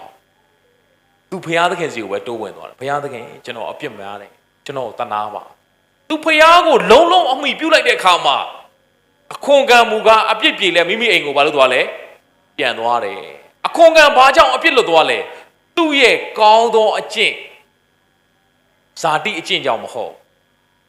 ဝိညာဉ်ပဂတိအကျင့်သူ့စီမှာထွက်လာတယ်မြင်လိုက်လားမသိဝိညာဉ်ပဂတိအကျင့်ကပါလဲဖျားကိုအားကိုတက်ခြင်းပဲဖျားကိုလုံးအားကိုလိုက်တဲ့အခါမှာနှိမ့်ချခြင်းဆိုတဲ့အရာထွက်လာတယ်ဖာရိရှဲကိုအပြစ်မမြင်ဘူးတော့ငါ့ကိုဒီလိုပြောအောင်မလားဆိုပြီးတော့အဲ့ဒီအပြစ်မမြင်တော့ဝိညာဉ်သဘောတွေအဲ့ဒီဖာရိရှဲကိုခွတ်လွတ်နိုင်တဲ့ချစ်ချင်းမေတ္တာသဘောတွေဘာလို့လာလဲထွက်လာတယ်အဲ့ဒါဝိညာဉ်ပဂတိဖျားကိုအားကိုခြင်းထွက်လာတယ်အဲ့ဒါကိုဖျားသခင်ကတွေ့တဲ့အခါမှာအခွန်ခံဟာအပြစ်ပြေတယ်ဖျားအခွန်ခံရဲ့အပြစ်ကိုလွတ်တယ်ဒါကြောင့်မို့ဇာတိပဂတိအကျင့်နဲ့သင်သွားပြီးတော့ဖျားစီချင်းကပ်လို့မရအောင်ဝိညာဉ်ပဂတိဆိုတဲ့အဲ့ဒါဝိညာဉ်ပဂတိအကျင့်ကကိုလောက်တာလားဖျားလောက်တာလားဖျားပဲလောက်တာဒါကြောင့်မို့အသေးခံပြီးတော့ကျေးဇူးတော်နဲ့အသက်ရှင်ပြီးတော့အထဲထဲကနေဖျားကကျေးဇူးပြုတာအဲကြောင့်တမန်တော်ရှင်ပေါလုဟာငါဖြစ်တဲ့တိုင်းငါဖြစ်တယ်တဲ့ဒါပေမဲ့အဲ့ဒါဖျားကျေးဇူးတော်ကြောင့်သူဆက်ပြောတယ်ငါခံရသောကျေးဇူးတော်ကိုလည်းအကျိုးမဲ့ခံရသည်ဘလိုက်ဖျားကျေးဇူးတော်တွေခံနေရတာမဟုတ်ဘူးတဲ့အကျိုးမဲ့ခံရတာမဟုတ်ဘူးသူပါဆက်ရေးလဲဆိုအခြားသောတမန်တော်အပေါင်းတို့ထက်ငါသည်တာ၍ကြိုးစားခြင်းကိုပြု၏ငါမပြင်းဘူးတဲ့ငါပြင်းမနေဘူးငါကျမ်းစာဖတ်ခြင်းတဲ့အချိန်မှာဖတ်တယ်မဖတ်ခြင်းမဖတ်ဘူးငါဆုတောင်းခြင်းတဲ့အချိန်မှာတောင်းခြင်းမတောင်းအဲ့လိုမျိုးငါမလုပ်ဘူးတဲ့ငါဖျားနဲ့သွားတယ်မိတ္တရာအခြားသောတမန်တော်အပေါင်းတို့ကြိုးစားတာထက်ငါသူများတွေကိုကြိုးစားတယ်ယေရှုအကြောင်းကိုငါလိုက်ပြောတယ်ထောင်ထဲမှာနေတာတော့မှအလကားမနေဘူးတဲ့စာရေးပြီးတော့အပြင်ကအသင်းတော်တွေကိုသူဘာလုပ်လဲခွန်အားပြန်ပေးတယ်ဗျာရှင်ဘောလူလောက်ကြိုးစားတာရှင်ဘောလူပဲရှိတယ်ဒါကြောင့်မို့ခရစ်ယာန်အသက်တာဆိုတာကြိုးစားဖို့လိုအပ်တယ်သတိထားပါကြိုးစားဖို့လိုအပ်တယ်လို့ပြောလိုက်တိုင်းမှာကျွန်တော်တို့ကမင်းတို့ကြိုးစားကြဆိုပြီးတော့အဲ့ဒီဇာတိကြိုးစားခြင်းကိုပဲကျွန်တော်တို့ကတွားပြီးတော့နှိုးဆော်မိနေတယ်ရှင်ဘောလူဒီမှာငါဟာအခြားသောပေတရုယာကုပ်ယောဟန်တို့ကြိုးစားတာထက်တာ၍ကြိုးစားခြင်းကိုပြုတယ်လို့ပြောပြီးမှယုံကြည်သူတွေအထင်မှားမှာဆိုလို့သူဆက်ပြောတယ်ထို့သောဆိုတော့လေငါကြိုးစားသည်မဟုတ်သိကောင်းတော့ရှင်ဘောလူကဟေးမင်းတို့ကတမျိုးထင်သွားအောင်မယ်ငါပေါလုကြီးသိကြိုးစားပြီးတော့ငါသိကောင်းတယ်ငါသိဖြောင့်မတ်တယ်လို့မင်းတို့ထင်နေဦးမယ်တဲ့ထို့သောဆိုတော့လေငါကြိုးစားသည်မဟုတ်ကြိုးတော့ကြိုးစားတယ်ဒါပေမဲ့ငါကြိုးစားတာမဟုတ်ဘူးတဲ့ဟာခုနကပြောတော့အခြားသောတမန်တော်အပေါင်းတို့ထက်တာ၍ကြိုးစားတယ်အခုကျတော့ तू ကြိုးစားတာမဟုတ်ဆိုဘလို့နားလဲရမလဲနောက်ဆုံးတစ်ကြောင်းအဖြေဖြစ်ပါတယ်နောက်ဆုံးတစ်ကြောင်းသူပါပြောတယ်ငါနှင့်အတူရှိသောဖျားသခင်ဤကျေးဇူးတော်သည်ကြိုးစားတော်မူ၏သိကောင်းတဲ့ကျမ်းမှာဖြစ်တယ်ငါနှင့်အတူရှိသောဖျားသခင်ဤကျေးဇူးတော်သည်ဘာလို့လဲကြိုးစားတာငါပေါလုကြိုးစားတာမဟုတ်တဲ့ကြောင့်ငါပေါလုကိုမှတ်တမ်းမတင်ရင်လဲငါဘာမှစိတ်ထဲမှာလေမသိငယ်သွားဝမ်းမနေသွား ငါပေါ်လူကိုမချီးမွမ်းရင်လည်းငါဘာမှမဖြစ်ဘူးချီးမွမ်းလည်းငါမตายရဘူးအဲ့ဒါငါလောက်တာတခုမှမဟုတ်ဘူးငါနဲ့အတူရှိတယ်ငါအထက်ကဘုရားကျေးဇူးတော်ဘာလို့တာလဲကြိုးစားတာအဲ့ဒီကျေးဇူးတော်ကိုနားလေသွားတဲ့သူကနှိမ့်ချတတ်သွားတယ်ကျေးဇူးတော်ကိုနားမလဲတဲ့သူကမာနထောင်လွှမ်းတတ်တယ်ဘာလို့ဆိုသူလောက်တာတွေရွယ်ဖြစ်တာဟုတ်ကျေးဇူးတော်ကပဲကျွန်တော်အသက်တာထဲမှာအလုပ်လုပ်ပါစေအဲ့ဒီကျေးဇူးတော်ကိုနားလေသွားသူကတမန်တော်ရှင်ဘောလူကကောင်းကောင်းနားလေသွားတယ်ငါကြိုးစားတယ်နော်တဲ့ငါမပြင်းဘူးနော်တဲ့ဖခင်ကျေးဇူးတော်ပဲဆိုပြီးတော့ပြင်းပြီးတော့ဆွဲလေးတောက်ပြီးတော့ကိုရီးယားကားလေးထိုင်ကြည့်ပြီးတော့ဖုန်းလေးထိုင်ပို့ပြီးတော့တနေ့ကုန်ဘာလုံးမလုပ်ဘဲနဲ့ပြင်းနေတဲ့အထဲမှာငါမပါဘူးတဲ့ငါအချိန်ရှိသူဖခင်နှုတ်ကပတ်တော်စဉ်းစားတယ်လူတွေကိုငါဘလို့ခွန်အားပေးရမလဲဘလို့နှိုးဆော်ရမလဲဒါပေမဲ့အဲ့ဒီလိုငါစူးစမ်းခြင်းစိတ်ဖြစ်အောင်စူးစမ်းလာအောင်အထဲတွေကဖခင်ကလှုပ်တာငါရဲ့ခွန်အားနဲ့ဆိုငါစူးစမ်းခြင်းမှာမဟုတ်ဘူးဒီနေ့ကျွန်တော်တို့အသက်တာလည်းအဲ့တိုင်းပါပဲကျွန်တော်မျက်နေကိုယ်သဘောနဲ့ကိုယ်ဆိုဘာလုပ်မှာလဲပြင်းနေမှာဘာလို့မှမလုပ်ဟာအေးဆေးပဲနော်ကျွန်တော်ရုပ်ရှင်ဟိုအပိုင်းလေးတစ်ခုအာသာသေဥဆောင်2ယောက်သူပြောထားတယ်အားနဲ့မင်းတို့ရဲ့အနာဂတ်ရည်မှန်းချက်ဘာရှိလဲကြီးကျယ်တယ်ဆိုပြောကျွန်တော်တို့အနာဂတ်ရည်မှန်းချက်ကတော့တဲ့ဘာမှမလုပ်ပဲထိုင်စားရဖို့ပဲဟာအနာဂတ်ရည်မှန်းချက်တော်တော်ကြီးတယ်ဘာမှမလုပ်ပဲဘာလို့လဲထိုင်စားရဖို့တဲ့နော်ကျွန်တော်တို့ဘဝအသက်တာထဲမှာပြင်းဖို့ဖျားလို့တော့မရှိဘူးနော်အဲ့ဒီပြင်းတဲ့သူကိုတော့မှပရဲစိတ်ထံမှာသွားပြီးတော့သူ့ရဲ့အပြုတ်မှုကိုဆင်ခြင်ပြီးတော့မင်းပညာရှိလိုက်ပါတဲ့ပရဲစိတ်တစ်ခါမှမနာမနေသွားနေတာနွေကာလမှာစားစရာကိုတူထားတယ်ပြန်တဲ့ကာလတွေမှာအစာရှာဖို့ခက်တဲ့အတွက်ကြောင့်ပညာရှိတယ်နော်စူးစမ်းတယ်နော်အလုပ်လုပ်တယ်နော်ယုံကြည်သူဟ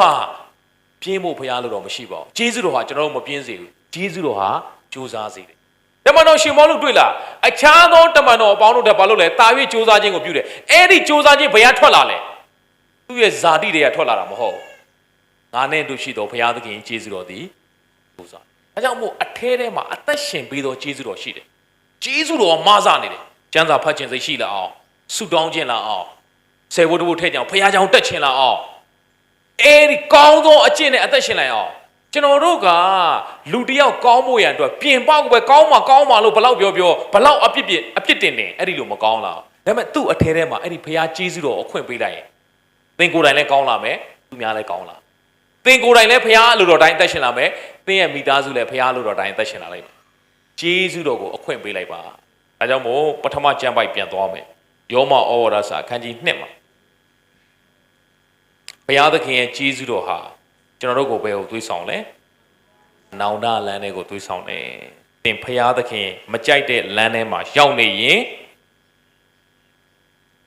်ပြန်လှည့်လာဖို့ရန်အတွက်အထဲတွေကတန်ရှင်းသောဝိညာဉ်တော်ဟာနှိုးဆော်နေတယ်ငါသားငါသမီးမင်းငါစီပြန်လှည့်လာခဲ့ပါကျမ်းစာမဖတ်ရသေးဘူးဆိုလဲဒီနေ့ကျမ်းစာဖတ်လိုက်ပါစုမတောင်းရသေးဘူးဆိုလဲဒီနေ့တောင်းလိုက်ပါအထဲတွေကဖျားကဘာလုပ်နေရလဲနှိုးဆော်နေတာနော်ဒါပေမဲ့သင်မှာလောက်ပိုင်ခွင့်တစ်ခုရှိတယ်အဲ့ဒီအထဲတွေကဖခင်ရဲ့ကျေးဇူးပြုနှိုးဆော်ခြင်းကိုညင်းလို့ရလက်ခံလို့လည်းရသင်ပါလို့မလဲကျွန်တော်တို့ရဲ့နေ့ရက်တိုင်းမှာညင်းမိတဲ့နေ့ရက်တွေကပိုများပါလိမ့်မယ်ဘာလို့ညင်းမိလဲဆိုတဲ့အရာကိုကျွန်တော်ဆက်ရှင်းပြကျေးဇူးတော်ကိုညင်းမိတဲ့အကြောင်းအထဲထဲမှာဝိညာဉ်တော်ကမဆာနေမင်းသူများကိုခွင့်လွှတ်လိုက်ပါသူများကိုချစ်လိုက်ပါသူများကိုပေးကမ်းလိုက်ပါမင်းနဲ့ငါအတူရှိတယ်မင်းဘုရားကိုမင်းကျေနပ်လိုက်ပါအထဲထဲကကျေးဇူးပြုနေဒါပေမဲ့ကျွန်တော်တို့ဘာလုပ်လိုက်လဲအဲ့ဒီဖခင်ကျေးဇူးတော်ကိုညှင်းပယ်မိတဲ့အချိန်လေးရှိတတ်တယ်ဒါကြောင့်မို့ဖခင်သခင်ရဲ့ကျေးဇူးတော်သည်နောင်တလန်းသို့သွေးဆောင်သည်ကိုမတိမမတ်ပဲနဲ့ဖခင်သခင်ကကျွန်တော်တို့ကိုကြွယ်ဝစွာကျေးဇူးပြုတယ်ဘယ်တော့ပြန်လာမလဲဘယ်တော့ဖခင်သခင်နဲ့သွားလာအသက်ရှင်မလဲဘာလုပ်နေလဲတီးခံနေတယ်စိတ်ရှည်စွာစောင့်နေတယ်အဲ့ဒါကိုဘာမလုပ်လိုက်ပါနဲ့မထီမဲ့မြင်မပြုတ်လိုက်ပါနဲ့ဂျေဇုတော်ကိုမထီမဲ့မြင်မပြုတ်နဲ့ယောမဩဝါဒစာခန်းကြီး2အပိုင်းငယ်10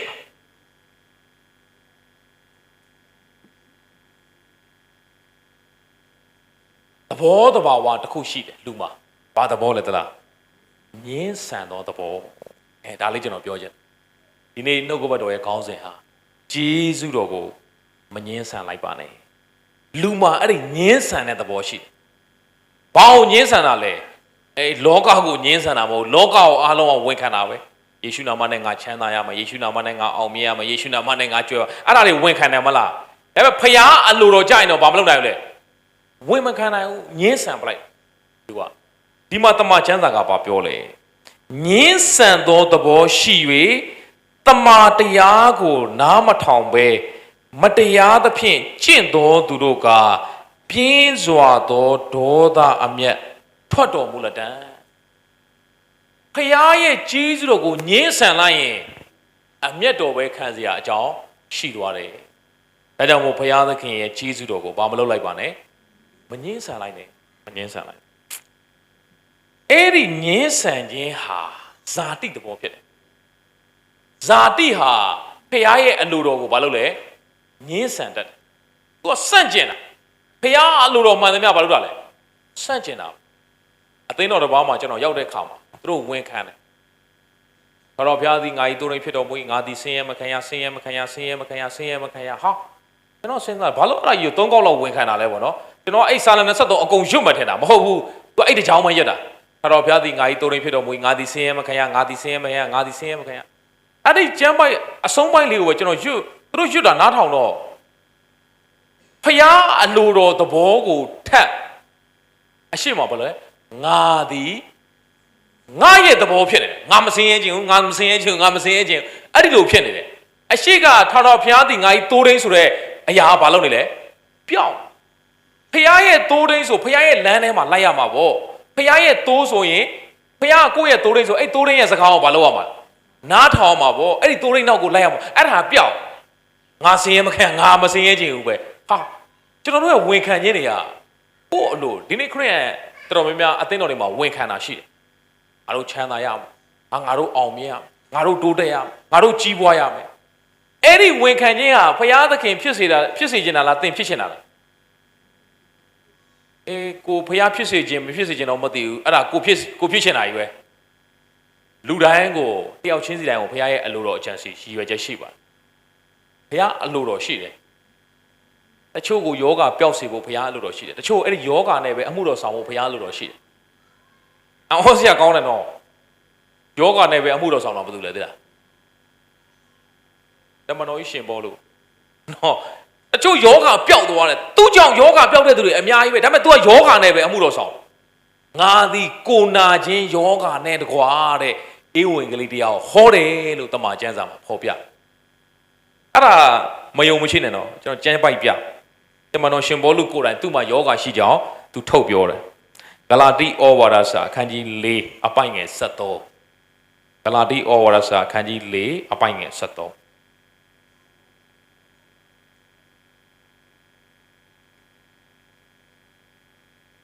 ဘယ်လိုရေးထားလဲငါသည်ကိုနာခြင်းယောဂနဲ့တကွယောဂလို့အတိအကျရေးထားဧဝံဂေလိတရားကိုသင်တို့အားအထက်ကဟောပြောကြောင်းကိုသင်တို့သိကြ၏ယောဂရှိနေတယ်နော်ယောဂမပြောက်ဘူးနော်ဘာကိုလဲဟောနေလဲဧဝံဂေလိတရားကိုလဲဟောနေ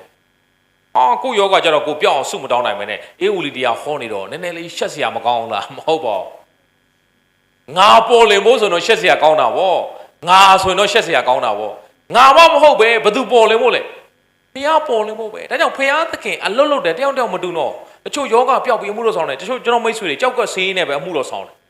ဘုရားဘုန်းတော်ထင်ရှားတာပဲဒါကြောင့်မို့ကျွန်တော်တို့ရဲ့ဝန်ခံခြင်းတွေဟာကိုဖြစ်ချင်တာကိုဝန်ခံတာထက်ဖျားအလိုတော်ကိုမလုပ်တတ်ဖို့ဝန်ခံတတ်ဖို့သခင်ရှုကအဲ့ဒါလေးကိုဂေဒရှိမှဥယျာဉ်မှာပုံသက်တွေပြခဲ့ပါတယ်။ဟောဖာတဲ့ဤခွက်မှလွန်ရင်လွန်သွားပါစေကျွန်တော်အလိုတိုင်းခမည်းတော်ဖျားရဲ့အလိုတော်တိုင်းပဲဖြစ်ပါစေ။အဲ့ဒီကရာနီလန်းကိုရှောက်အောင်မဲ့ကိစ္စဟာလွန်သွားလို့ရရင်ဒါလူသားဆန္ဒလွန်သွားပါဒါကြောင့်သင်ရဲ့စိတ်ဆန္ဒတွေဖះအောင်တင်ပြလို့ရပါတယ်သင်ဖြစ်ချင်တာတွေဖះအောင်ပြောလို့ရပါတယ်ဆုတောင်းလို့ရပါတယ်တို့ရတွင်ဖះအလိုတော်ကိုတော့မငင်းဆန်မိပါစေနဲ့ဘုရားသခင်ကျွန်တော်တော့ဒါဖြစ်ချင်တယ်ကျမတော့ဒါဖြစ်ချင်တယ်ဒါပေမဲ့ကိုတော့အလိုတော်တိုင်းပဲဖြစ်ပါစေအဲ့ဒီအလိုတော်ကိုဝန်ခံခြင်းနှလုံးသားဟာဖះသိတဲ့သဘောကြတယ်ဒါပေမဲ့လူရဲ့ဇာတိကဘာအောင်ငင်းဆန်လဲအဲ့ဒီအလိုတော်ကိုငင်းဆန်ကိုဖြစ်ချင်တာတွေဝဲရှိတယ်တဲ့ဒါကြောင့်မို့ဇာတိသဘောဟာခရစ်တော်ကိုညှင်းဆန်ဖျားအလိုတော်ကိုညှင်းဆန်ဝိညာဉ်ပဂတိသဘောကြတော့ဖျားအလိုတော်ကိုသဘောတူတယ်ဝန်ခံတယ်လောကကိုညှင်းဆန် ဇာတိသဘောကလောကကိုဝန်ခံတယ်လောကနဲ့သဘောတူတယ်ဘုရားကိုညှင်းဆန်ဇာတိဟာလောကကိုဝန်ခံတယ်ဘုရားကိုညှင်းဆန်ဝိညာဉ်ပဂရိသဘောဟာဘုရားကိုဝန်ခံပြီးတော့ဘုရားအလိုတော်ကိုဝန်ခံပြီးတော့လောကကိုဘာလုပ်လိုက်လဲညှင်းဆန်ပလိုက်သင်ဟာလောကနဲ့သဘောတူပြီးဘုရားကိုညှင်းဆန်တော်သူလားဒါမှမဟုတ်ဝိညာဉ်ပဂရိသဘောတိုင်းဘုရားကိုဝန်ခံပြီးတော့လောကကိုညှင်းဆန်တော်သူလားဒါမို့သခင်ရှုကပြောတယ်လေငါ၌စီးကပ်လို့တော်သူဖြစ်ရင်ကိုညှင်းပယ်ရကိုယ့်ရဲ့အလိုဆန္ဒတွေကိုညှင်းပယ်ရမယ်အဲ့ဒီကြမ်းပိုက်ကြတော့ခရိယန်တော်များဝန်မခံဘူးဗျဘာလို့ကျွန်တော်တို့ဖြစ်ချင်တာတွေမဖြစ်မှာဆိုလို့နော်ကျွန်တော်လည်းတစ်ခါလေကျွန်တော်ဟိုးတော့ဆုတောင်းရင်ကိုရန်လိုချင်တာတစ်ခုကိုဖြစ်ချင်တာတစ်ခုကိုဆုတောင်းရင်တချင်းတစ်ပုတ်မဆိုနိုင်ဘူးအဲ့ဒါပါသလားအလိုတော်ရှိရာပြုတော်မူပါဟာအဲ့ဒီချင်းဆိုလိုက်နည်းနည်းလေးကိုဖြစ်ချင်တာတွေကနည်းနည်းယော့သွားသလိုပဲအလိုတော်ကိုမဝင်ခံခြင်းဇာတိကကိုဖြစ်ချင်တာပဲဘာလို့လဲရှေ့တန်းတင်အဲကြောင့်မို့ကျွန်တော်တို့ဘဝအသက်တာထဲမှာအလိုတော်ကိုဝန်ခံနိုင်ဖို့ရန်အတွက်ဝိညာဉ်တော်ကအထဲထဲမှာမာစာလျက်ရှိတယ်။နောင်နာလမ်းတွေကိုတွေးဆောင်လည်းရှိတယ်။အဲ့ဒါကိုသင်မဆန့်ကျင်လိုက်ပါနဲ့။တမန်ကျမ်းစာထဲမှာဘုရားစကားကိုကြားရပြီးတော့ဆန့်ကျင်တဲ့လူနှစ်ယောက်အကြောင်းလေးဥပမာနဲ့ဖော်ပြခြင်း။ပထမတစ်ယောက်ကတော့ကာဣနဖြစ်တယ်။အာဒံနဲ့အေဝမှာသားနှစ်ယောက်သူတို့နှစ်ယောက်ရဲ့အကြောင်းကိုဖော်ပြထားတယ်တခြားသားသမီးတွေအများကြီးရှိတယ်။ဟောဆိုတချို့လူတွေအများကြီးမေးကုန်မေးတတ်လို့သားနှစ်ယောက်ရှိတဲ့ထဲမှာကာဣနအကြီးကအငယ်အာဘေလကိုတတ်လိုက်တော့တစ်ယောက်ပဲကြံတယ်။အဲ့ဒီကာဣနကဘယ်ကမိန်းမနဲ့ယူပြီးတော့ခလေးတွေမွေးတာလဲတဲ့။အဲ့မေးကုန်ကအရန်အမေးခံလို့ရိုးလေးပါပဲကျမ်းစာမှာပြန်ဖတ်ကြည့်ပါအာဒံသည်တဲ့အသက်930ရှင်တယ်။သားသမီးများကိုမြင်တယ်လို့ကျမ်းသားသမီးဆိုတော့သားသမီးရောအများကြီးအသက်900မပြောနဲ့ဗျာအသက်100လောက်ရှင်တဲ့လူမှာသားသမီးမြင်းမြစ်တွေဘယ်လောက်များမလဲစဉ်းစားကြည့်ကျွန်တော်မိသားစုတစုအိမ်ရောက်တယ်အဲ့ဒီအဖွားဟာအသက်62လားမသိအဲ့ဒီလောက်ရှိပြီဓာတ်ပုံကြီးတစ်ပုံချိတ်ထားအများကြီးပဲဗျာဟာအဲ့ဒါသူ့သားသမီးက10ယောက်ဝန်းကျင်10ယောက်ဝန်းကျင်ကျော်လောက်ရှိတယ်အဲ့သားသမီးတွေကမွေးတဲ့ကလေးတွေပြီးတော့မြေးတွေမြစ်တွေအိုးဓာတ်ပုံအကြီးထဲမှာအပြည့်ပဲအသက်100ဝန်းကျင်လူတော်မှတလောက်များတဲ့ကလေးတွေကိုသားသမီးမြေးမြစ်တွေကိုပိုင်ဆိုင်ရရင်အသက်900အာဒံစဉ်းစားကြည့်လေသူ့မှာတခြားသားသမီးတွေအများကြီးရှိတာဗောအဲ့ဒါလေးဒါလိုက်မှတ်တမ်းတင်ကျမ်းစာပဲကုံတော့မလဲ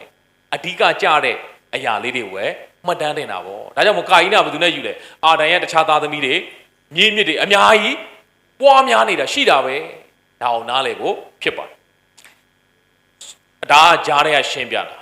အဓိကပြောချင်တာအဲ့ဒီကာယိနာနဲ့အာဘေလနဲ့ဖះကိုသွားကိုးကွယ်တဲ့အကြောင်းတယောက်ကအရက်ဆိုင်သွားပြီးတော့တယောက်ကဖះလာရှိခိုးတာမဟုတ်ဘူးနော်တယောက်ကလောင်းကစားဝိုင်းသွားပြီးတော့တယောက်ကကောင်းတာလာလောက်တာမဟုတ်နှစ်ယောက်လုံးကောင်းတာလောက်တာနှစ်ယောက်လုံးဖះလက်ခံတာနှစ်ယောက်လုံးဖះလက်မခံပါကျွန်တော်တို့ထင်တာကောင်းတာတွေလုပ်ရင်တော့အသင်းတော်မှာပါဝင်ရင်တော့အမှုတော်ထဲမှာပါဝင်ရင်တော့အသင်းတော်ရဲ့အဖွဲ့အစည်းတွေထဲမှာပါဝင်ရင်တော့ငါတို့ဖះအလုပ်လုပ်ရင်တော့ကျမ်းစာကြောင်းတက်ရင်တော့ကောင်းတာတွေလုပ်ရင်တော့ဖះလက်ခံပါပဲလို့ထင်လိုက်ရင်မှားသွားပါလိမ့်မယ်ဇာတိနဲ့လှုပ်တဲ့အရာဘလောက်ကောင်းကောင်းဖះလက်မခံအောင်ဒါကြောင့်မို့ကျွန်တော်တို့ကိုဖះကလေအဲ့ဒီဇာတိလူအဖြစ်နဲ့ကောင်းတာတွေလုပ်ဖို့ရတော့ဖះမတောင်းဆိုဖះပြောင်းပလိုက်လူသစ်ဖြစ်အောင်ခရစ်တော်၌ရှိတဲ့ခါမှာတော့အသစ်ပြုပြင်သောတရားဝါဖြစ်ပြီးတော့ဟောင်းတဲ့ຢာတွေပြောင်းလဲပြီးတော့ခတ်သိမ်းသောຢာအသစ်ဖြစ်လာတယ်အဲ့ဒီအသစ်ဖြစ်လာရတဲ့အကြောင်းရင်းကအောက်မှာနှစ်ကော9ဆက်ခွန်ရဲ့အောက်မှာ18တပိုက်လေးဖတ်ကြည့်လိုက်ထို့သို့ဖြစ်တော့တဲ့ဘာအဖြစ်လဲဘုရားသခင်ရဲ့တကူတော်အဖြစ်အဲ့ဒီအသစ်ဖြစ်ခြင်းအောင်ငါအသစ်ဖြစ်အောင်ကြိုးစားမယ်ငါလူကောင်းဖြစ်မဟုတ်ဘူးဘုရားရဲ့တကူတော်ဆိုတဲ့တန်ရှင်းသောဝိညာဉ်တော်ကအထဲကနေလှုပ်တာဒါကြောင့်မို့တပည့်တော်တွေကိုပြောရလေသခင်ရှုကောင်းကင်ကိုပြန်တက်ကြွတော့ဘဲမှမသွားနဲ့အောင်တဲ့ဘာမှစောင့်နေပါယေရုရှလင်မှာစောင့်နေကောင်းကင်တကူကိုခံရမယ်ကောင်းကင်ကလာတဲ့တကူတန်ရှင်းသောဝိညာဉ်တော်ဆင်းသက်လာတဲ့အခါမှာအားရဲ့တတ်သိဖြစ်မယ်အဲ့ဒီတကူကအထဲထဲမှာအလွတ်လွတ်တာသူများကိုချစ်တတ်အောင်သူများကိုခွင့်လွတ်တတ်အောင်သူများကိုပေးကမ်းတတ်အောင်သူများကိုမားစားခြင်းနဲ့စိတ်သူများကိုကျေးဇူးပြုခြင်းနဲ့စိတ်အထဲထဲမှာဖခင်ကအလွတ်လွတ်တာအဲ့ဒီဖခင်ရဲ့လှုပ်ဆောင်ခြင်းကနေထွက်လာတဲ့အရာမှဖခင်ကလက်ခံတာဖြစ်တယ် ကဘာဦးမှာလူနှစ်ယောက်ဖျားသွားရှစ်ခိုးတယ်လူနှစ်ယောက်ရစ်သွားပူဇော်တယ်တယောက်ကလေအလုတ်ကိုလှုပ်တော့ကာယိနာကလေအသီးနဲ့ဖျားကိုပူဇော်တယ်အာဘေလကတိုးထိန်တော့တိုးသူ့တိုးတွေကအကောင်းဆုံးတိုးနဲ့ဖျားကိုဘာလုပ်လဲပူဇော်တယ်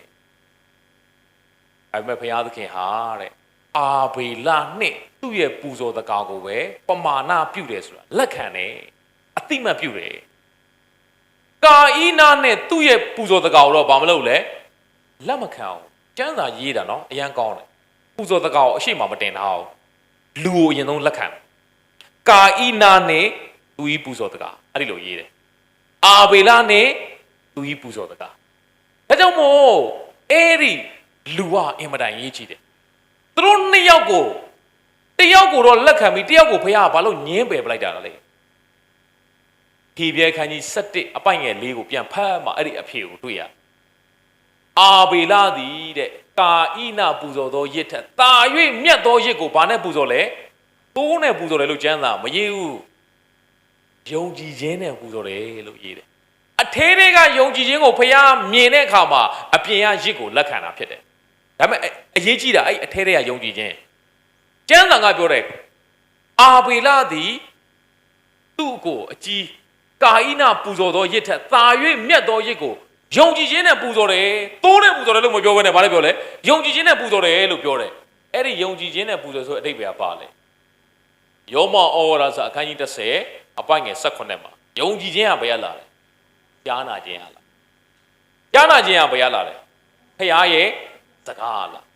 ဒါဆိုရင်အာဘေလသည်ယုံကြည်ခြင်းနဲ့ပူဇော်တယ်ဆိုတာက तू လှုပ်ချင်တာတွေရှောက်လှုပ်တာ तू ပူဇော်ချင်တာရှောက်ပူဇော်တာယုံကြည်ခြင်းနဲ့ပူဇော်တယ်ဆိုတဲ့အဓိပ္ပာယ်ကဖခင်စကားအတိုင်းလှုပ်တယ်ဘာဖြစ်လို့လဲယုံကြည်ခြင်းသည်ကြားနာခြင်းဟာလားကြားနာခြင်းဟာဖခင်ရဲ့စကားအဲ့ဒီဖခင်စကားကိုကြားပြီးတော့ဖခင်စကားအတိုင်းလှုပ်တဲ့အခါမှာဖခင်လက်ခံတယ်အဲကြောင့်မို့ဖခင်စကားအတိုင်းလှုပ်မှာဖခင်ကလက်ခံတာဖြစ်တယ်ဖခင်ရဲ့စကားကိုမငင်းဆန်လိုက်ပါနဲ့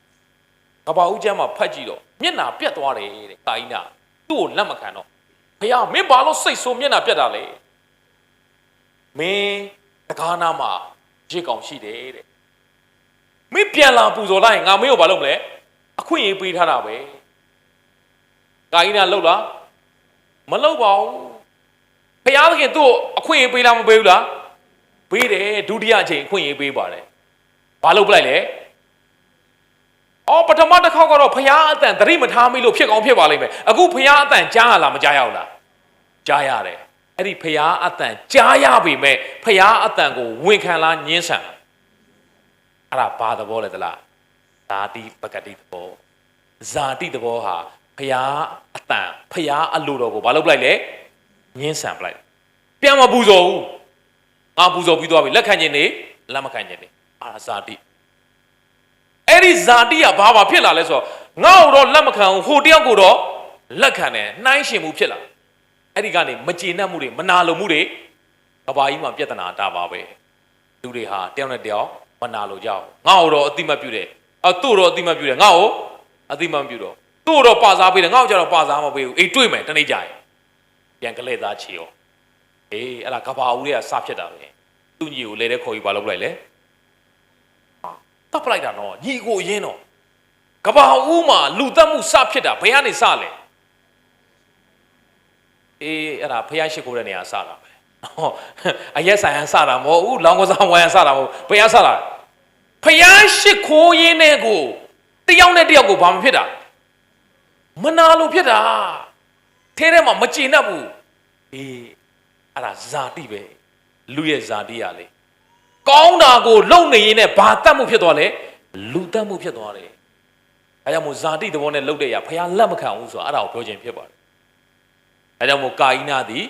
ဖះအလိုတော်ဖះစကားတန်ကိုကြားရတော့လဲဘာလုပ်ပလိုက်လဲညင်းဆန်ပလိုက်တယ်သင်လဲဖះစကားတန်ကိုကြားရပြီးတော့ညင်းဆန်တော့သူမဖြစ်ပါစေနဲ့နှုတ်ကပတ်တော်ကိုဖတ်ပါ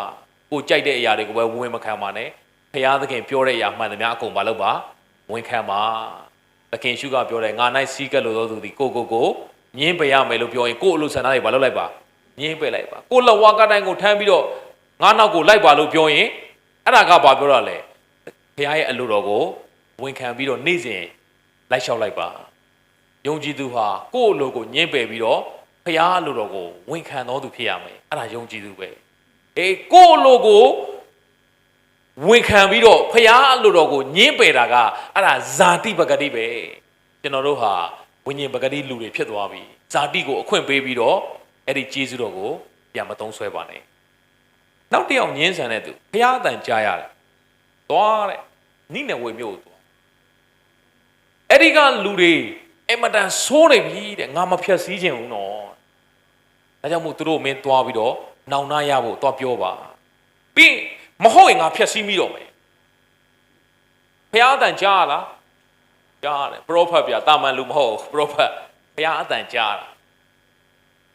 ကောင်းကင်ကအတန်နဲ့ဖခင်ကဓာတ်ရိုက်စကားပြောတာအဲ့ဒီလူတွေကဟာအံ့ဩစရာသိကောင်းဒီနေ့ကျွန်တော်တို့ကျေးဇူးတော်ကာလမှာဖခင်အတန်ကြားဖို့တော့ကျွန်တော်တို့အထဲထဲမှာဗာထည့်ပေးတာလေတန်ရှင်းသောဝိညာဉ်တော်ထည့်ပေးတာအချို့ကလည်းအဲ့တန်ရှင်းသောဝိညာဉ်တော်ဆိုပြီးတော့ကိုယ့်ရဲ့စိတ်ခံစားမှုလားတန်ရှင်းသောဝိညာဉ်တော်လားဆိုတော့မသေးကွဲတော့ဒါကြောင့်မို့ကျေးဇူးတော်အခုခေတ်ကာလမှာဖခင်ဟာတန်ရှင်းသောဝိညာဉ်တော်ကိုတင့်ထဲမှာထည့်ပေးထားသလိုအတီးပြုတ်ဖို့ရန်အတွက်တမန်ကျမ်းစာကိုလည်းပေါက်ထားလဲပေးထားတယ်အဲကြောင့်မို့တန်ရှင်းသောဝိညာဉ်တော်နဲ့နှုတ်ကပတ်တော်တမန်ကျမ်းစာနှစ်ခုမတွဲရင်တော့ဖခင်အတန်လားကိုယ့်ရဲ့စိတ်ဆန္ဒလားဆိုတော့သင်ခွဲကြဖို့သိခတ်သွားလိမ့်မယ်တခါတည်းရင်ကိုယ့်ရဲ့စိတ်ဆန္ဒလောက်ရှောက်လုပ်ပြီးတော့ဖျားလုပ်တယ်ဆိုပြီးတော့ဇာတိသဘောတွေဖြစ်သွားတတ်တယ်ဒါကြောင့်မို့နှုတ်ကပတ်တော်နဲ့တန်ရှင်းသောဝိညာဉ်တော်နဲ့ဟာတွဲနေရမယ်ယောနာဟာဖျားအတန်ကိုကြားရပြီးတော့နိနေဝေမြို့ကိုသွားလားမသွားဘူးညှင်းဆန်ပလိုက်တယ်ဘယ်ကိုသွားလဲအေးတာရှုကိုသူတင်မောလမ်းကြုံတယ်ကွက်တိပဲဆိုသွားတာပြဿနာတက်ပါလေရောတင်မောမုံတိုင်းမိတယ်ပါလေရောမုံတိုင်းမိပြီးတော့အဲ့ဒီတင်မောပေါ်ပစ္စည်းတွေအကုန်ပြစ်ချစူးစားတယ်တင်မောသားတွေကသူတို့ဆုံးရှုံးတာပဲအေးကြာလာတော့မရတော့ဒါတခုတော့တခုပဲကွာငါတို့ထဲမှာတယောက်တော့ပါလာပြီစက်ရေးတန်ချပြီးတော့မဲနိုင်တော့ယောနာပေါက်သွားအဲ့ဒီစက်ရေးတန်မချခင်သူများတွေရောက်ရက်ခတ်တဲ့အချိန်မှာယောနာပါလုံနေလဲတင်မောထဲမှာသူဘာလုပ်နေရလဲ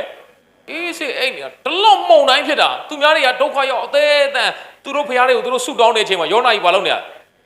အိတ်နေတာမုံတိုင်းထဲမှာအိတ်တာ2ယောက်ပဲရှိတယ်ယောနာနဲ့အေးသခင်ယေရှုဒါပေမဲ့အိတ်ပုံအိတ်နေတော့မတူးတော့သခင်ယေရှုကငြိမ်သက်ခြင်းနဲ့အိတ်နေတာဖရားသခင်ကိုစိတ်ချပြီးတော့ငြိမ်သက်ခြင်းနဲ့အိတ်နေတာယောနာကြတော့အေးဘသူသေးသေးကွာသေကျင်တဲ့ကောင်သေငါလဲသေအေးရောအဲ့တော့အဲ့လိုအိတ်တာဖရားပေါ်မှာငြိမ်သက်ခြင်းနဲ့အိတ်တာမဟုတ်ငါလည်းသေအေးရောကျန်တဲ့သူတွေအကုန်သေမကားလို့သူ့ကြောင့်သူများဒုက္ခရောက်လဲသူကအမှန်ဆိုသူ့ကြောင့်ဒုက္ခရောက်လာစာရေးတန်ချတော့သူပေါက်တော့ဗာပြောလဲငါ့ဟိုတဲ့ပင်လေတဲ့ပြစ်ချလိုက်တဲ့ဒါဆိုရင်မင်းတို့အခုကြုံနေတဲ့ကိစ္စပြီးသွားလိမ့်မယ်ဟာယောနာနေရာမှာကျွန်တော်စဉ်းစားဒီလောက်မုံတိုင်းနေနဲ့ဖြစ်လာရင်ဗာပြောမလဲအော်ဘုရားသခင်နောင်လာရပါပြီသွားပါမယ်ကျွန်တော်တို့ဆိုအဲ့လိုဖြစ်ရင်ဖြစ်ဦးမှာယောနာအဲ့လိုဖြစ်လာဘလောက်ဒီစိတ်ကမာလဲဆိုသေရင်သေပါစေနိနေဝေမျိုးတော့ပင်လေတဲ့ပြစ်ချလိုက်အဲ့မှာရေနစ်သေမကလို့ငါမန်းမန်းကြိုက်ကြိုက်ဘာပဲကြိုက်ကြိုက်ငါနိနေဝေမျိုးတော့ဘာမလုပ်နိုင်ဘူးလေမသွားနိုင်ဘူးဟာအဲ့ဒီလောက်ထိခေါင်းမာတဲ့ယောနာနော်အဲ့ဒါတာမန်လူမဟုတ်အမှုတော်ဆောင်ဘုရားလူပရောဖက်မသွားဘူးအေးဘုရားသခင်ကလည်းမင်းပဲခေါင်းမာသလားငါပဲခေါင်းမာသလားကြည်ရသေးတာရောငါးတကောင်လွတ်လိုက်တယ်ပေးမသေးသေးဘူး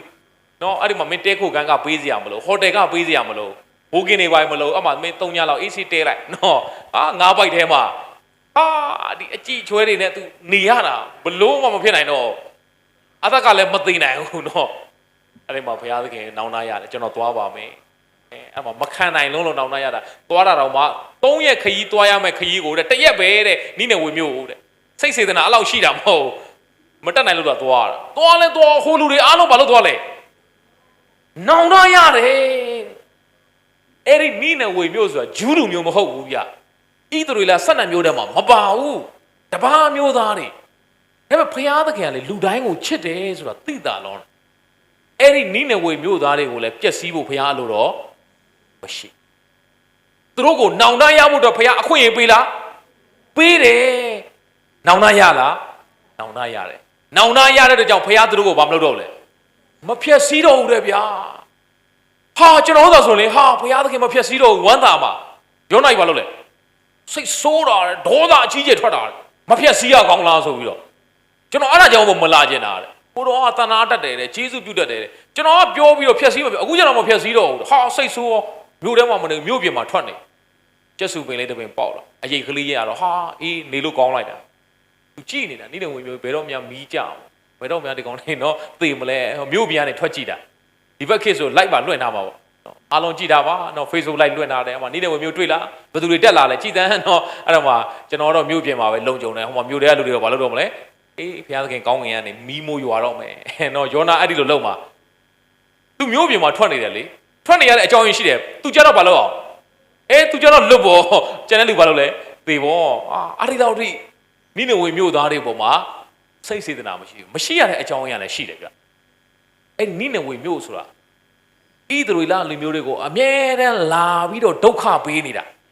သူတို့ကိုတိုက်ခိုက်သိမ်းပိုက်သူတို့စဘာနန်တွေသိမ်းသွားဖျက်ဆီးသွားအဲ့ဒီနိနေဝေမြို့ဆိုတာအာရှုရိရဲ့မြို့တော်ဟာ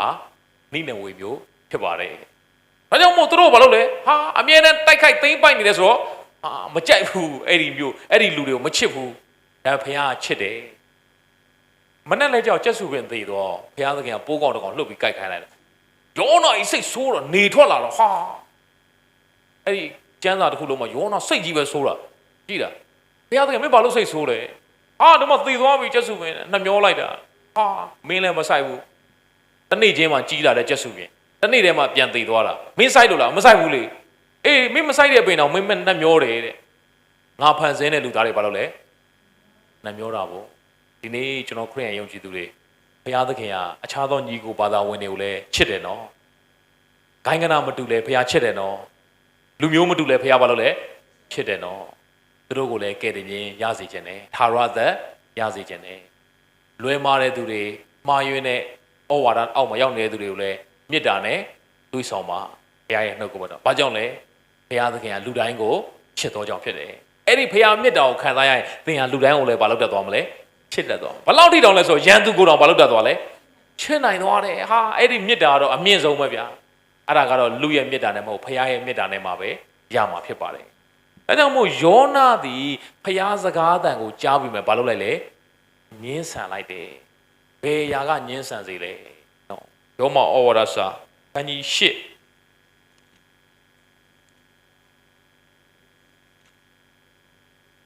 အပိုင်းငယ်9မှာယောမဩဝါဒစာခန်းကြီး၈အပိုင်းငယ်9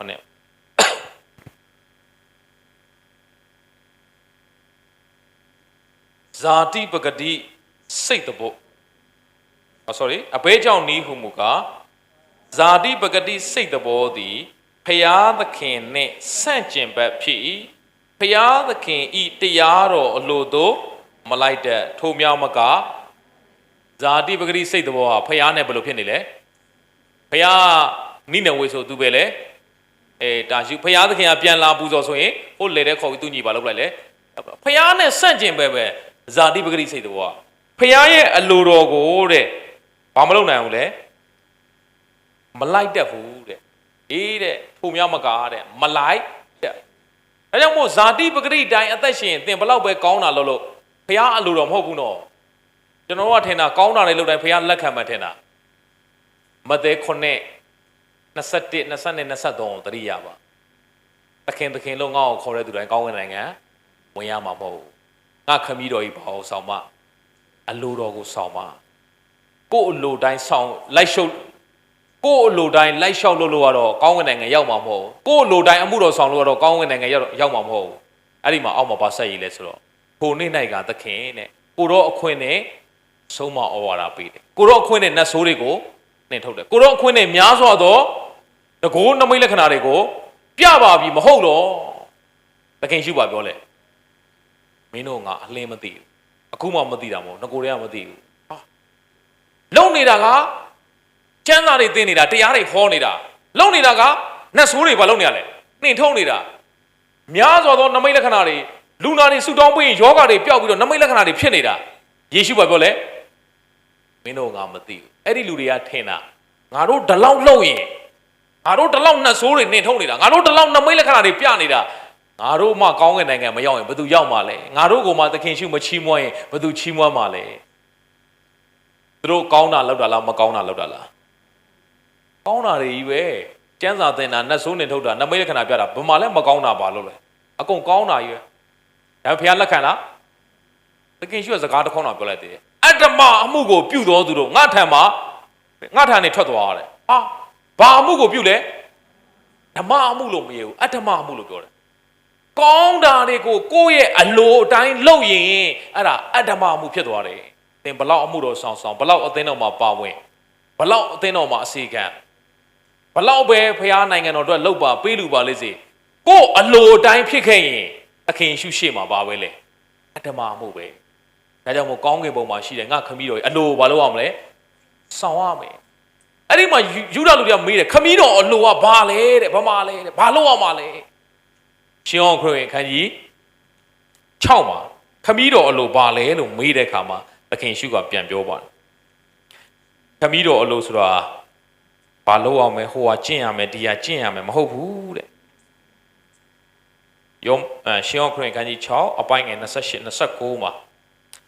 ထိုသူတို့ကလည်းဘုရားသခင်အလိုတော်နဲ့ညီသောအကျင့်ကိုကျင့်ခြင်းကအဘယ်သို့ပြုရပါမည်နည်းဟု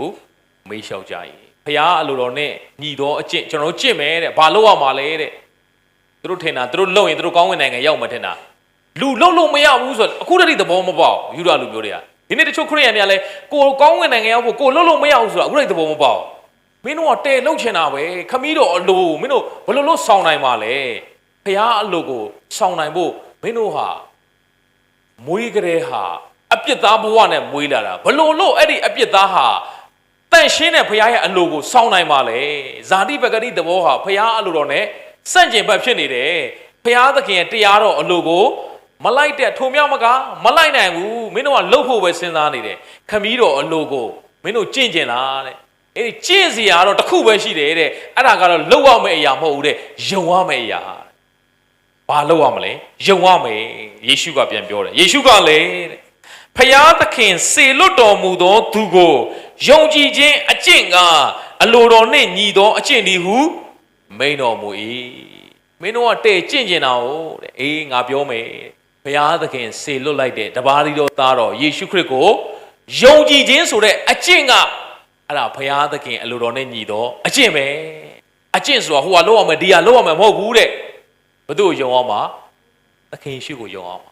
ဘာလို့သခင်ရှိကိုယုံဖို့အဲ့လောက်ထိအရေးကြီးနေတာပြည့်ညက်တရားကိုပြည့်စုံစေနိုင်တဲ့သူပြည့်စုံအောင်ကျင့်နိုင်တဲ့သူဟာယေရှုခရစ်တော်တပါးတည်းပဲရှိတယ်ခမည်းတော်ရဲ့အလိုဆောင်နိုင်တဲ့သူဟာယေရှုခရစ်တော်တပါးတည်းပဲရှိတယ်ကောင်းသောအကျင့်ကိုကျင့်နိုင်တဲ့သူဟာယေရှုခရစ်တော်တပါးတည်းပဲရှိတယ်လူအပေါင်းတို့ဟာတညီတညွတ်တဲ့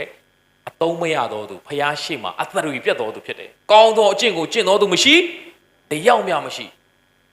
ဒါကြောင့်မို့ယေရှုကလူဇာတိခံပြီးတော့လူသားတွေမလုံနိုင်တဲ့အဲ့ဒီပြည့်ညတ်တရားကိုပြည့်စုံအောင်သူလုပ်ပေးတယ်ဒါကြောင့်မို့သခင်ရှုကိုယုံကြည်ခြင်းအားဖြင့်ကျွန်တော်တို့ဟာပြည့်စုံရတဲ့အခွင့်ကိုရတယ်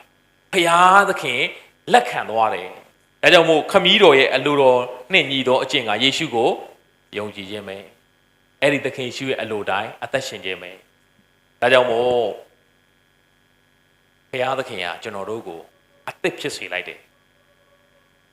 အပြစ်သားဘဝကနေဘုရားသားဘဝကိုရောက်စေတယ်လူဟောင်းကနေ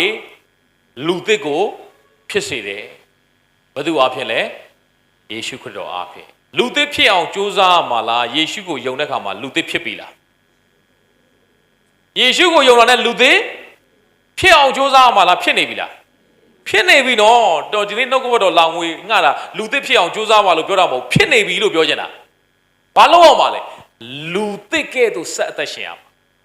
ဖျားသားဖြစ်အောင်ကြိုးစားမှာလားဖျားသားဖြစ်နေပြီလားယေရှုကိုယုံတဲ့တရားဖျားသားဖြစ်နေပြီဒါပေမဲ့ဘာလို့အောင်မလဲဖျားသားကဲ့သို့ဖျားသားပိသားစွာဆက်အသက်ရှင်ရမှာအဲ့ဒီလိုအသက်ရှင်တဲ့အခါမှာကိုယ်ခွန်အားကိုယ်ကြိုးစားမှုနဲ့မဟုတ်ဂျေဇုတော်ရဲ့ကြိုးစားမှုနဲ့တန်ရှင်းသောဝိညာဉ်တော်ရဲ့မဆာခြင်းနဲ့အဲ့ဒါမှသင်ရဖျားသားကဲ့သို့အသက်ရှင်နိုင်ပါအဲ့လိုမှမဟုတ်ဘူးငါစ조사ရမယ်ဆိုရင်စ조사ပြီးတရားဟောစ조사ပြီးနတ်ဆိုးနေထုတ်စ조사ပြီးတော့နမိတ်လက္ခဏာတွေသွားပြရင်သခင်ရှုပါပြောမလဲအတ္တမအမှုကိုပြုတော်သူတို့ကိုယ်အလိုတိုင်းလုပ်တဲ့အရာတွေဟာအတ္တမအမှုကြီးပဲဒါကြောင့်မို့ဖျားအလိုတော်တိုင်းလှုပ်ဆောင်တတ်ဖို့ဖြစ်တယ်ဒါကြောင့်ဖျားသခင်ကကျွန်တော်တို့ကိုလူသစ်ဖြစ်စေုံမကကျွန်တော်တို့အသက်တာထဲမှာဗြိဉ္ဉ်တရားအသက်မှာကျင်လည်ဖို့ဖျားလှုပ်ဆောင်ပေးလိုက်တယ် တမန်ကျမ်းစာထဲမှာဗြိဉ္ဉ်တရား2ပါးရှိတယ်ဗြိဉ္ဉ်တရားအဟောင်းနဲ့ဗြိဉ္ဉ်တရားအသစ်ဗြိဉ္ဉ်တရားအဟောင်းကပြည့်ညတ်တရားဗြိဉ္ဉ်တရားအသစ်ကကျေးဇူးတရားဖြစ်တယ်ပြည့်ညတ်တရားဆိုတာလူကလိုက်လို့ရတာကျေးဇူးတရားဆိုတာဖခင်ဘက်ကရောင်းမြဟင်းတော့သင်လောက်တာနဲ့ဖခင်လောက်တာဘယ်ဟာကောင်းမှထင်လဲအေးသင်လောက်တာနဲ့ဖခင်လောက်တာဘယ်ဟာပြည့်စုံမယ်လို့ထင်လဲဒါကတော့ကွာနေပြီဗျာယေရှုလောက်တာပြည့်စုံမှာပေါ့ဒါကြောင့်မို့ကျမ်းစာပြောတဲ့ထိုသူဤပြည့်စုံခြင်းမှလည်းကျေးဇူးတစ်ပါး၌ထပ်ဆင့်၍ကျေးဇူးတစ်ပါးကိုငါတို့ရှိသမျှသည်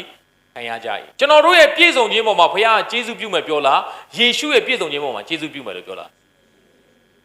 ပြည့်ညတ်တရားကြတော့သင်ပြည့်စုံမှာဘုရားရဲ့ကောင်းကြီးခံစားသင်လုံးမှကျေးဇူးတရားကြတော့မဟုတ်ဘူးဘယ်သူလုပ်ပေးတာဘုရားလုပ်ပေးတော့ကိုဝန်ခံလိုက်မငင်းဆန်နဲ့ဒါကြောင့်မို့ဒီနေ့နှုတ်ကပတ်တော်ကောင်းစဉ်ကကျေးဇူးတော်ကိုမငင်းဆန်လိုက်ပါနဲ့ကျွန်တော်တို့ကကျေးဇူးတော်ကိုငင်းဆန်မိတယ်မသိမသာနဲ့တော့နေ့တိုင်းမှာငင်းဆန်မိတယ်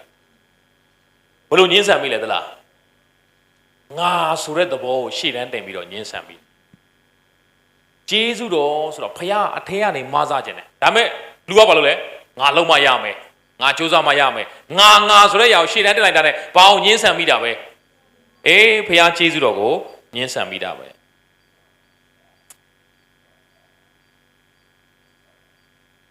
သရေလလူမျိုးတွေကာဒေနကာဒေရှဘာနာဆိုတဲ့အရက်ကိုရောက်တယ်အဲ့ဒါကခါနန်ပြည်နဲ့လက်တကန်းအလိုပဲခါနန်ပြည်ကိုမြင်နေရဘုရားသခင်ကပြောတယ်သွားလေအဲ့ဒီခါနန်ပြည်ကိုသိမ်းယူလိုက်တော့ငါမင်းတို့အတွက်ပြင်ဆင်ထားတဲ့နေရာဖြစ်တယ်ဒါပေမဲ့သူတို့ဘာပြောလဲတဲ့မဖြစ်နိုင်ဘူးအဲ့ထဲမှာအင်မတန်ကြီးမားတဲ့အာနာကလူတွေရှိတယ်ငါတို့သွားသိမ်းလို့ငါတို့သေကုန်ပါပေါ့မသိမ်းတော့ဖះအမိန်တော်ဘာလုပ်လဲလဲငင်းဆန်ဒါကြောင့်မို့တဲ့ဖះစကားကိုမယုံတဲ့အတွက်ကြောင့်ဣသရေလလူမျိုးတွေခါနန်ပြည်မဝင်လိုက်ရအေဂုတုမှာကြုံခံဘူးတဲ့လူမှန်သမျှတောထဲမှာအကုန်သေသွားတယ်တောထဲမှာနှစ်40လဲပြီးတော့အကုန်သေသွားတယ်လူဟောင်းဆိုလို့2ယောက်ပဲပါတယ်အေဂုတုမှာနေခဲ့ဘူးတဲ့လူဆိုလို့2ယောက်ပဲပါတယ်အဲယောရှုနဲ့ကာလက်ကြံတဲ့လူတွေအားလုံးပေါ်မှာသေသွားလဲတောထဲမှာသေသွားတယ်အဲ့တောထဲမှာမွေးဖွားတဲ့အသက်တော်မျိုးဆက်သစ်အသက်20အောက်ကလေးတွေရပဲရောက်သွားလဲခါနန်ပြည်ကိုရောက်သွားအေဂုတုအကြောင်းကိုမသိတဲ့သူတွေအေဂုတုမှာမနေဘူးတဲ့သူတွေအေဂုတုရဲ့အရာတာကိုမခံစားဘူးတဲ့သူတွေပဲရောက်သွားလဲခါနန်ပြည်ရောက်သွားဘာဖြစ်လို့လဲသလားအေဂုတုမှာနေဘူးတဲ့သူအေဂုတုအရာတာကိုခံစားမှုတဲ့သူကဘာကိုပဲတန်တာအေဂုတုကိုပဲတန်တာအေဂုတုပြန်မယ်အခါလေသူတို့ငိုတာတဲ့ကျွန်တော်စဉ်းစားဘာကြောင့်ငိုလဲကျမ်းစာဖတ်ကြည့်တော့အခွားသီးမစားရလို့တဲ့ကြက်သွန်မစားရတော့ဟာအခွားသီးမစားရလို့ငိုတာအမျိုးသမီးတွေမဟုတ်တော့ယောက်ျားအရေးမိုင်းတွေငိုတာတဲ့အခွားသီးမစားရလို့ကြက်သွန်မစားရလို့အမဲသားမစားရလို့ဟာကျွန်တော်စဉ်းစားလို့မရအောင်ဒီပုဂ္ဂိုလ်တွေဘာလို့တလောက်တော့အေဂုတုကိုဆွဲလိုက်ရတာလဲကြာတာဟုတ်ဗျအေဂုတုမှာနေတာကြာတော့ဘာလို့လဲဒါတော့မှအေဂုတုမှာကောင်းကောင်းနေရတာမဟုတ်တော့ဘလို့ဘဝနဲ့နေရတာကျွံဘဝနဲ့နေရတာဗျာဒါပေမဲ့ဘာပဲလို့လဲပြန်မယ်တဲ့အခုလည်းဒီခါနန်ပြည်နဲ့လက်တကန်းလို့ကာဒီရှဘာနာဆိုတဲ့အရက်ကိုရောက်လာပြီမြင်နေရပြီစပစ်သီးတွေလည်းတခိုင်ကို2ယောက်ထမ်းတာမြင်ရပြီဘာပြန်ပြောတယ်မလဲမောရှေတဲ့မင်းဝင်ကျင်နေတဲ့ငါတို့တော့ခေါင်းဆောင်တယောက်တင်ပြီဘယ်ပြန်မလဲအေဂုတုပြန်မယ်တဲ့ဗျာဖခင်ကပင်လယ်နီကိုပြန်လို့မရအောင်ခွဲပြီးတော့ဒီဘက်ကိုလာတာသူတို့ဘယ်ပြန်ဖို့စဉ်းစားလဲအေဂုဖခင်သိစိတ်ဆိုးတော့ဟာအေဂုတုပဲတခုရှိရင်ပြန်ကျင်တယ်ကျွန်တော်တို့ယုံကြည်သူတွေလည်းတခုခုဆိုလောကကြီးကိုပဲဆွဲလန်းတာမဟုတ်လားဒီလောကမှာချမ်းသာဖို့ဒီလောကမှာသူများထက်အောင်မြင်ဖို့ဒီလောကမှာနာမည်ကြီးဖို့အဲ့ဒါအေဂုတုကိုဆွဲလန်းတာပဲဖခင်ကထာဝရကာလမှာအင်မတန်ကောင်းတဲ့အရာကိုပြင်ဆင်ထားတယ်ဒါပေမဲ့ထာဝရကာလကိုဘယ်သူမှဒီလောကမှာနာမည်ကျန်ခဲ့ဖို့ဒီလောကမှာနာမည်ကြီးဖို့ဒီလောကမှာမှတ်တမ်းတင်ခံရဖို့ဒီလောကမှာလူတွေအသိမှတ်ပြုတော့ကိုပဲကျွန်တော်တို့ကအသက်ရှင်နေတာဘုရားသခင်အသိမှတ်ပြုဖို့တော့ကျွန်တော်တို့မေ့လျော့နေတယ်ဒါကြောင့်မို့အဲဒီဣသရေလလူမျိုးတွေတဲ့ဘုရားသခင်ရဲ့အမိန့်တော်ကိုငင်းဆန်တဲ့အတွက်ကြောင့်တဲ့ခါနန်ပြည်ဝင်ရောက်လွှဲချော်သွားတယ်ဘုရားအမိန့်တော်ကိုမငင်းဆန်တဲ့ယောရှုနဲ့ကာလက်2ယောက်ကတော့ခါနန်ပြည်ကိုဝင်ခွင့်ရတယ်အသက်တော်မျိုးဆက်သစ်ကခါနန်ပြည်ကိုဝင်ခွင့်ရတယ်ဆိုဒါကြောင့်မို့လူဟောင်းနဲ့ကောင်းဝင်နိုင်ငံဝင်လို့ပုတ်တက်သောအ ရာကတဲ့မပုတ်နိုင်သောအဖြစ်ကိုအမွေမခံနိုင်ဘူးတဲ့ဒီခန္ဓာကိုယ်ကြီးနဲ့ကောင်းကင်နိုင်ငံသွားဖို့မစင်စားနဲ့မရဘူးတဲ့လူဟောင်းကကောင်းကင်နိုင်ငံကိုဝင်လို့အဲကြောင့်မို့ကျွန်တော်တို့လူသစ်ဖြစ်တယ်ဆိုအထဲထဲမှာအသစ်ဖြစ်တာဝိညာဉ်ထဲမှာတန်ရှင်းသောဝိညာဉ်တော်ကလာနေတာကျွန်တော်ကလူသစ်ဖြစ်သွားတာဒါပေမဲ့ဒီခန္ဓာကိုယ်ကြီးကဘာပဲလဲဒါအဟောင်းပဲတော့ဒီခန္ဓာကိုယ်ကြီးကယောဂဖြစ်မှာပဲတော့ယုံကြည်သူမှန်ရင်ဘာယောဂမှမဖြစ်အောင်သွားမလုံးနဲ့ဖြစ်မှာပဲဒီခန္ဓာကိုယ်ကြီးကဘယ်ကလာတာမြေကြီးမြေမုံကလာတဲ့တော့တနေ့ပဲပြန်မယ်ဒီခန္ဓာကိုယ်ကြီးကအပြစ်သင့်သွားပြီဒါကြီးကိုမဆွဲလန်းနဲ့ဘုရားသခင်ကထမြောက်ရကာလမှာခန္ဓာကိုယ်အသစ်တစ်မျိုးပြင်ဆင်ထားတယ်အဲ့ဒါသခင်ယေရှု3ရက်မြောက်သောနေ့မှာရှင်ပြန်ထမြောက်တဲ့ခန္ဓာကိုယ်နဲ့အတူတူပဲဘလို့ခန္ဓာကိုယ်လဲဝိညာဏခန္ဓာကိုယ်ဖြစ်တယ်အဲ့ဒါမအိုမနာမသေးနိုင်တဲ့ခန္ဓာကိုယ်မျိုးဘုရားဘာလို့ထားလဲပြင်ဆင်ထားတယ်ဒါကြောင့်မို့ကျွန်တော်တို့ကအဟောင်းကိုသိဆွဲလန်းတယ်အချို့ကပြည့်ညက်တရားအဟောင်းကိုဘာလုပ်နေတော့မဲကျေးဇူးတရားထဲမှာဘုရားသခင်ပို့ဆောင်တော်မှာဘာအောင်ဆွဲလန်းနေတော့မဲအဲ့ဒီပြည့်ညက်တရားတွေကိုဆွဲလန်းနေတော့မဲကျင့်ရအောင်မဲလုပ်ရအောင်မဲဒီနေ့ကျင့်ရမယ်လုပ်ရမယ်ဆိုရင်ကျွန်တော်တို့ဘာအောင်ညှင်းဆန်လိုက်တာပဲလေဘုရားရဲ့ကျေးဇူးတော်ကိုလှုပ်ပေးပြီးသားပြည့်စုံအောင်အထဲထဲမှာအသက်ရှင်နိုင်အောင်လှုပ်ပေးပြီးသားလှုပ်ပေးနေတဲ့ကျေးဇူးတော်ကိုဘာလုပ်လိုက်တာပဲလေညှင်းဆန်လိုက်တာပဲဒါကြောင့်မို့ကျွန်တော်တို့မကျင့်နိုင်နဲ့မလုပ်နိုင်တဲ့ပြည့်ညက်တရားကိုသခင်ရှုကစုံလင်အောင်လှုပ်ပေးတယ်ကျွန်တော်တို့ဟာပြည့်ညက်တရားတွေကိုပယ်ဖြတ်လိုက်တာပြည့်ညက်တရားတွေဘာမှမလိုတော့ဘူးဆိုပြီးတော့အဲ့ဒီလိုမျိုးပြစ်ပယ်လိုက်တာမဟုတ်ပြည့်ညက်တော်10ပါးကိုပြစ်ပယ်လိုက်တာမဟုတ်အထဲထဲကနေဖရာသခင်ပြည့်စုံအောင်လှုပ်ပေးတဲ့အရာကိုကျွန်တော်ကဝန်ခံတာပြည့်ညက်တရားနဲ့ယေရှုနဲ့ဘယ်သူပိုအရေးကြီးလဲဟောဖရာနဲ့ပြည့်ညက်တရားဘယ်ဟာပိုအရေးကြီးလဲဖရာပိုအရေးကြီးတာပေါ့အဲ့ဒီပြည့်ညက်တရားဘယ်သူစီကလာတာလဲဖရာစီကပဲလာတာဒါပေမဲ့ကျွန်တော်တို့ဖရာကိုသိတံဖို့မထားအောင်အဲ့ဒါတွေကိုဘာလုပ်လဲသွားတံဖို့ထားတယ်အဲ့ဒီဖရာကိုကျွန်တော်ဘယ်လောက်ချစ်လဲဆိုတော့အဲ့ဒီပြည့်ညက်တရားကိုသူပဲလာကျင့်ပေးသွားတယ်သူပဲပြည့်စုံအောင်လုပ်ပေးသွားတယ်ဒါကြောင့်မို့ကျွန်တော်တို့ကပြည့်ညက်တရားကိုပယ်တာမဟုတ်ဥပုံတွေကိုစောင့်ရှောက်စေခြင်းကခုနေ့ရက်ကိုတန်ရှင်းစေပါတဲ့ကျွန်တော်ဒီနေ့ဥပုံတွေစောင့်လားစောင့်တယ်ပြည့်ညက်တော်10ပါးကျွန်တော်လိုက်လျှောက်လားလိုက်လျှောက်တယ်ဒါပေမဲ့ကိုအကျင့်နဲ့လိုက်လျှောက်တာမဟုတ်တော့ယုံကြည်သူကဘာနဲ့လိုက်လျှောက်တာလဲယေရှုခရစ်တော်ဘုရားကိုယုံကြည်ခြင်းအပြင်လိုက်လျှောက်တာပြည့်ညက်တရားကိုကျွန်တော်လိုက်လျှောက်တဲ့ပုံစံပြောင်းသွားတယ်နော်ဗြိဉ္ဉ်တရားအဟောင်းမှာတော့ကိုအကျင့်နဲ့လိုက်လျှောက်ရတာကိုပေါ့ကိုလိုက်လျှောက်ရတာဂျေဇုတရားမှာတော့ကိုအကျင့်နဲ့မဟုတ်တော့ဘူးဘုသူ့ကိုယုံကြည်ခြင်းအပြင်ယေရှုကိုယုံကြည်ခြင်းအပြင်ဒါကြောင့်မို့ဥပုံနေ့ဆိုတာစနေနေ့ပါဂျူးလူမျိုးတွေရဲ့သတ်မှတ်ချက်အရဆိုပြောအောင်မယ်ဆိုတော့တောက်ကြနေညနေ6နာရီကနေစနေနေ့ညနေ6နာရီကိုအဲ့ဒါသူတို့ဥပုံနေ့လို့သတ်မှတ်တယ်ဒါကြောင့်မို့သခင်ရှုအသေးခံတဲ့နေ့ကတောက်ကြနေ6နာရီကြော်လဲကြော်ဘာမှလုပ်ခွင့်မရှိဘူးဒါကြောင့်မာဂဒလမာရိနဲ့အခြားသောမာရိတို့တော့သခင်ရှုကိုစီမွေးမလိမ့်လိုက်ရအောင်ဒါကြောင့်မို့ဥပုံနေ့လွန်ရွေးလို့ကျမ်းစာရေးလားမရေးဘူးလားမနက်စောစောမှာတောက်ကြနေညနေ6နာရီနေစနေနေ့ညနေ6နာရီဒီအဲ့ဒါဘာနေ့လဲအဲ့ဒါမို့စနေနေ့ညနေ6နာရီကြော်သွားရင်ဘာလွန်သွားလဲဥပုံနေ့လွန်သွားတယ်တနင်္ဂနွေနေ့ကိုရောက်သွားတယ်မနက်စောစောမှာတင်းကုန်နေမနက်စောစောမှာတင်းကြိုင်းတော်ကိုမာဂဒလမာရီတို့သွားတယ်။သခင်ရှုရှင်ပြန်ထားမြောက်တော်ကိုသွားကြည့်တယ်လို့မထင်လိုက်နဲ့။ဘာလို့ဖို့သွားတာလဲ။အဲ့ဒီအလောင်းကိုစီမွေးလိမ့်ဖို့သွားတာ။ဘာဖြစ်လို့လဲ။တောက်ကြနေကမလိမ့်ခဲ့ရလို့။ဒါပေမဲ့သခင်ရှုခန္ဓာကိုယ်ဟာမရှိတော့တင်းကြိုင်းကိုတည်းခန္ဓာနဲ့တကွာဘာလို့သွားလဲ။ထမြောက်သွားတယ်။အဲ့မို့ဥပုံနေဟာဂျူးလူမျိုးတွေကတောက်ကြနေညနေ6နာရီကနေစနေနေ့ညနေ6နာရီဖြစ်တယ်။ဥပုံတွေကတင်းကုန်နေမဟုတ်တော့ဒါကကျွန်တော်တို့ကမြန်မာမှုပြုတ်ပြီးတော့ဒီလိုခေါ်ပေါ်သုံးဆွဲလိုက်တာ။တကယ်တော့တမန်ကျမ်းစာရဆိုရင်တော့ဥပုံတွေကတောက်ကြနေညနေ6နာရီကနေစနေနေ့ညနေ6နာရီ။ကဲဒါဆိုကျွန်တော်တို့ကအဲ့ဒီနေ့ကိုစောင့်ရလား။ဟေးမစောင့်ပြည့်ညက်တရားကိုလွန်ကျူးတဲ့သူဖြစ်သွားပြီပေါ့။ဒါပေမဲ့ကျွန်တော်တို့ကအဲ့ဒီနေ့ကိုစောင့်တယ်။ဘယ်လိုစောင့်လဲ။နေ့ကိုစောင့်တာထက်ပြည့်ညက်တရားဆိုတဲ့အဟာကိုစောင့်တာထက်သခင်ယေရှုကိုယုံကြည်ခြင်းအားဖြင့်အဲ့ဒီသခင်ယေရှုရဲ့အလိုတော်တိုင်းအသက်ရှင်ခြင်းဟာအဲ့ဒီနေ့ကိုစောင့်ခြင်းပဲဖြစ်ပါတယ်ဥပုံနေ့ကိုစောင့်ခြင်းပဲဖြစ်ပါတယ်နေ့ထက်အရေးကြီးတဲ့နေ့ကိုဖန်ဆင်းတဲ့ဖခင်နဲ့အသက်ရှင်ခြင်းပဲဖြစ်ပါတယ်အဲကြောင့်မို့တချို့ကဒီလိုပြောပါတယ်ဖခင်ကိုချစ်ရင်ဖ ရားရဲ့ပြည့်ညတ်တော်တွေကိုလိုက်လျှောက်ရမှာပေါ့လို့အချို့ပြောတယ်လေဘုရားအောင်ချင်းဘုရားပြည့်ညတ်တော်တွေဘာလို့ရမလဲလိုက်လျှောက်အောင်မယ်အာဒါမှန်တာပေါ့ဘုရားအောင်ချင်းဘုရားပြည့်ညတ်တော်တွေလိုက်လျှောက်ကျွန်တော်လိုက်လျှောက်နိုင်လားမလုပ်နိုင်ပါဘူးမလုပ်နိုင်လို့ဘယ်သူလုပ်ပေးလဲခင်ရှုလုပ်ပေးတယ်ဒါကြောင့်မို့ဘုရားသခင်ကလေပြည့်ညတ်ကိုသူကပြန်ချုပ်လိုက်ဗြိဉ္ဉ်တရားအသစ်လို့ခေါ်တယ်အဲ့ဒါကျေးဇူးတရားလို့ခေါ်တယ်တချို့ကကျေးဇူးတရားအောင်နားမလဲတော့အဲ့ဒီအဟောင်းထဲဝယ်ဘာလို့သွားလဲပြန်သွားတယ်ဒါကြောင့်မို့သင်ဘယ်နေ့ဖျက်ရှိကိုပြဿနာမရှိပါဘူးအဓိကအရေးကြီးတာနေ့ထက်စနေတနင်္ဂနွေတနင်္လာအဲ့ဒီနေ့ထက်ဘယ်သူရေးကြီးလဲသခင်ရှုဟာရေးကြီးတယ်ဒါကြောင့်မို့အဲ့ဒီသခင်ရှုကိုဘာလုပ်ရမလဲယုံကြည်ရမယ်ဒါကြောင့်ပြည့်ညတ်တရားကိုကျွန်တော်မပယ်ဘူးဘာအားဖြင့်လိုက်လျှောက်လဲယုံကြည်ခြင်းအားဖြင့်လိုက်လျှောက်တယ်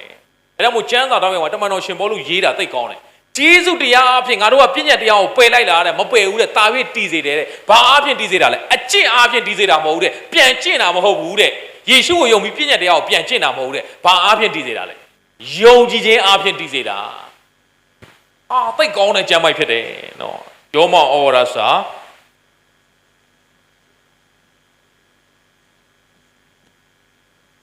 ကျမ်းကြီး3အပိုင်းငယ်31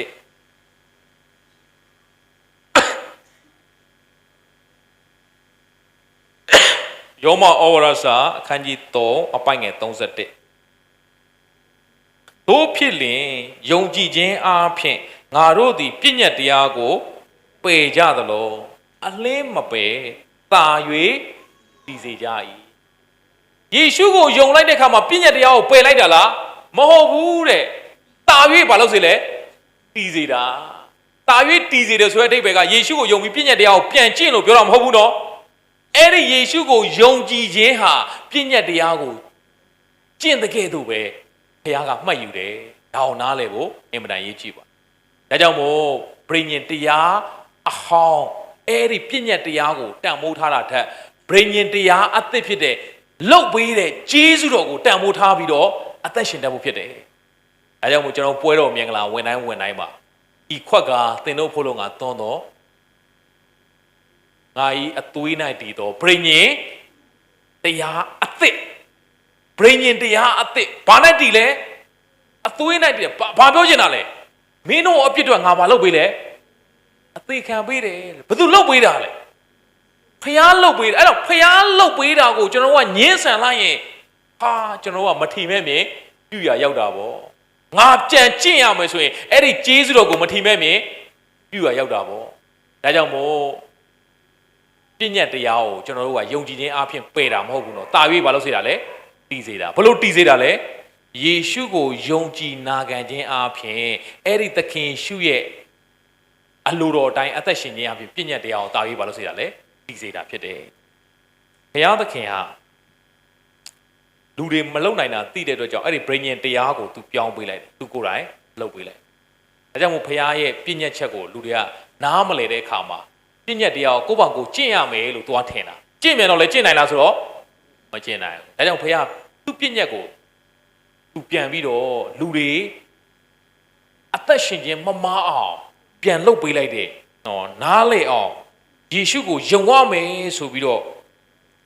ဗြိဉ္ဉ်တရားအသစ်အနေနဲ့ဘုရားလှုပ်ပေးလိုက်တဲ့အဲ့ဒီကျေးဇူးတရားဟာကျွန်တော်တို့လွတ်မြောက်စေတယ်ကျမ်းစာလေးတစ်ပိုက်ဖတ်ကြည့်အောင်ရှင်ယောဟန်ဩဝါဒစာပထမဆုံးခန်းကြီး3အပိုင်းငယ်23ရှင်ယောဟန်ဩဝါဒစာပထမဆုံးအခန်းကြီး3အပိုင်းငယ်23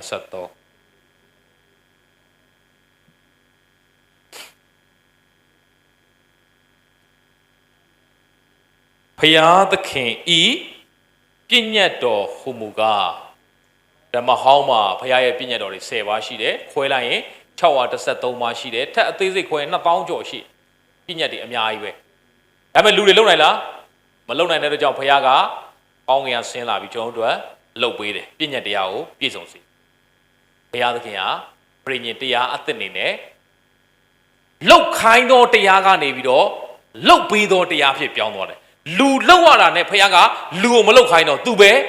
လာလှုပ်ပေးလိုက်တယ်ဒါကြောင့်မို့ဒီမှာကြည့်ပါဖခင်သခင်ဤပြည့်ညတ်တော်ဟူမူကားဒါမှပြောပြီဘာလှုပ်အောင်မယ်ဟိုကလှုပ်အောင်မယ်ဒီကလှုပ်အောင်မယ်မပြောတော့ဘူးဗြိဉ္ဉ်တရားသစ်ကျေးဇူးတော်ကာလမှာဖခင်သခင်ဤပြည့်ညတ်တော်ဟူမူကားဘာပြောတာလဲ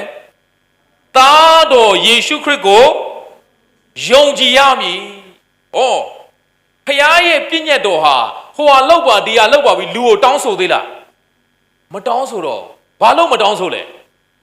လူကလုံမလုံနိုင်တာမလုံနိုင်တဲ့လူတယောက်ကိုလောက်ပါလို့သွားတောင်းဆိုရင်ရပါမလားဘယ်ရမလဲခလေးတယောက်ကိုမလုံနိုင်မှသိပဲနဲ့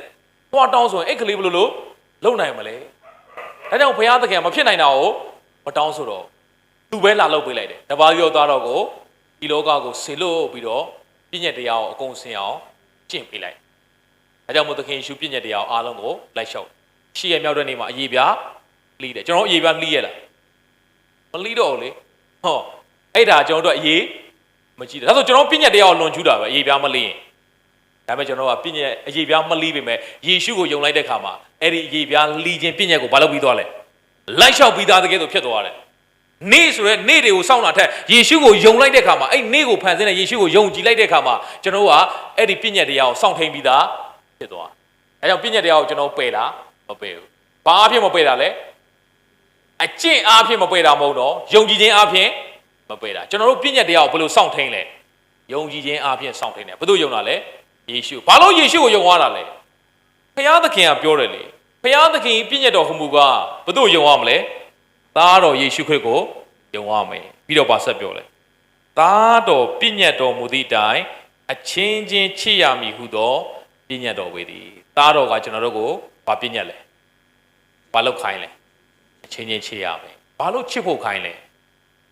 ချစ်ချင်းမေတ္တာဟာအကျင့်တရားပြည့်စုံရဖြစ်တယ်သင်ဟာအဲ့ဒီဖခင်ရဲ့မေတ္တာနဲ့လောကကြီးမှာအသက်ရှင်ရင်တမန်တော်ရှင်ပေါလုဟာအဲ့ဒီချစ်ချင်းမေတ္တာကိုပြောလို့ချစ်ချင်းမေတ္တာဆိုတာတဲ့သူ့အကျိုးကိုမဖြတ်စည်းတတ်ဘူးသင်ဟာသူများကိုချစ်ပြီဆိုရင်သူများဒုက္ခရအောင်သင်လုပ်ပါအောင်မလားမလုပ်တော့မလုပ်တဲ့ပြင်တဲ့ချစ်ချင်းမေတ္တာရဲ့အနှစ်သာရဟာသူများအကျိုးကိုလှုပ်ဆောင်ပေးတယ်သင်လူတွေကိုကူညီမှာပေါ့လူတွေကိုယေရှုနဲ့မိတ်ဆက်ပေးမှာပေါ့လူတွေကိုသင်ဟာမဆားတော့မှာပေါ့အဲ့ဒီမေတ္တာရှိလာအဲကြောင့်မို့ကျွန်တော်တို့ရဲ့ဘဝအသက်တာထဲမှာဘုရားဟာပြည့်ညင်တရားအသစ်ကျွန်တော်တို့ကိုလှုပ်ခိုင်းသောတရားမဟုတ်တော့လှုပ်ပေးသောတရားဘုရားဟာကျေးဇူးပြုသောဘုရားဖြစ်ပါတယ်အဲ့ဒီကျေးဇူးတော်ကိုဘာမလုပ်မိပါစေနဲ့အငင်းဆန်မိပါစေနဲ့ငင်းဆန်တဲ့သဘောဟာတဲ့ကျမ်းစာလေးလို့ရေးတယ်နတ်ဆိုးနဲ့ပေါင်းဖော်ခြင်းဖြစ်တယ်ဘုရားကျေးဇူးတော်ကိုငင်းဆန်လိုက်ရင်သင်ဘယ်သူနဲ့သွားပေါင်းတာဖျားစကားကိုညှင်းဆန်လိုက်ရင်ဖျားအလိုတော်ကိုညှင်းဆန်လိုက်ရင်သင်ဟာဘယ်သူနဲ့မိတ္တဟာသွားဖွဲ့သူဖြစ်သွားလဲနတ်ဆိုးအဲ့ဒါကျွန်တော်ပြောတာမဟုတ်ကျမ်းစာအဲ့တိုင်းရေးထားဓမ္မရာဆိုရင်ပထမဆုံးခန်းကြီး15အပိုင်ငယ်23မှာ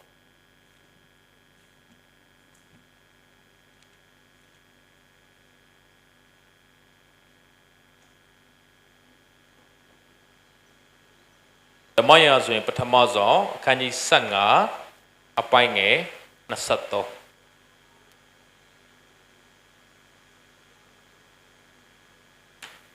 ကျွန်တော်လိုက်ဆိုအောင်နော်ညင်းဆန်သောသဘောသည်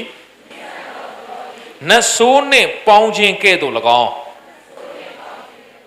ခိုင်မာသောသဘောသည်ဘီဒင်တစားကိုသုံးခြင်းကဲ့သို့၎င်းအပြစ်ကြီး၏ညင်းဆန်သောသဘောဟာ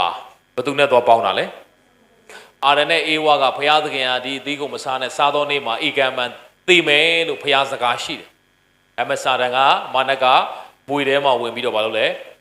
သွေးဆောင်ဒီသီးကိုစားမသိဘူးအာရနဲ့အေဝါဘယ်သူစကားကိုညင်းဆန်လိုက်လဲဘယ်သူစကားကိုယုံလိုက်လဲအာရစကားကိုယုံလိုက်အဲ့ဒါဘယ်သူနဲ့တော့ပေါင်းတာနတ်ဆိုးနဲ့တော့ပေါင်းတာဘယ်သူသားသမီးဖြစ်သွားလဲနတ်ဆိုးသားသမီးဖြစ်သွားဒါကြောင့်မို့သခင်ရှုကပြောတော့မင်းတို့ဟာတဲ့မင်းတို့ရဲ့အဖမာနကနေဘာလုပ်လဲဆင်းသက်တယ်ဒါကြောင့်မို့ကျွန်တော်တို့မွေးကလေးကလူသားအလုံးဟာအပြစ်သားကြီးပဲသခင်ရှုကိုယုံကြည်တော့မှဘာဖြစ်သွားလဲသားဖြစ်သွားတယ်အဲ့ဒီဖျားသားသမီးတယောက်ဒီမှာရှိတဲ့သူရောက်စီတိုင်းသခင်ရှုကိုမိမိကဲ့တဲ့မှရှင်ဖြစ်ယုံကြည်လက်ခံပြီးပြီလို့ကျွန်တော်ယုံကြည်ပါမယုံကြည်ရသေးရင်လည်းဒီနေ့ယုံကြည်လိုက်ပါ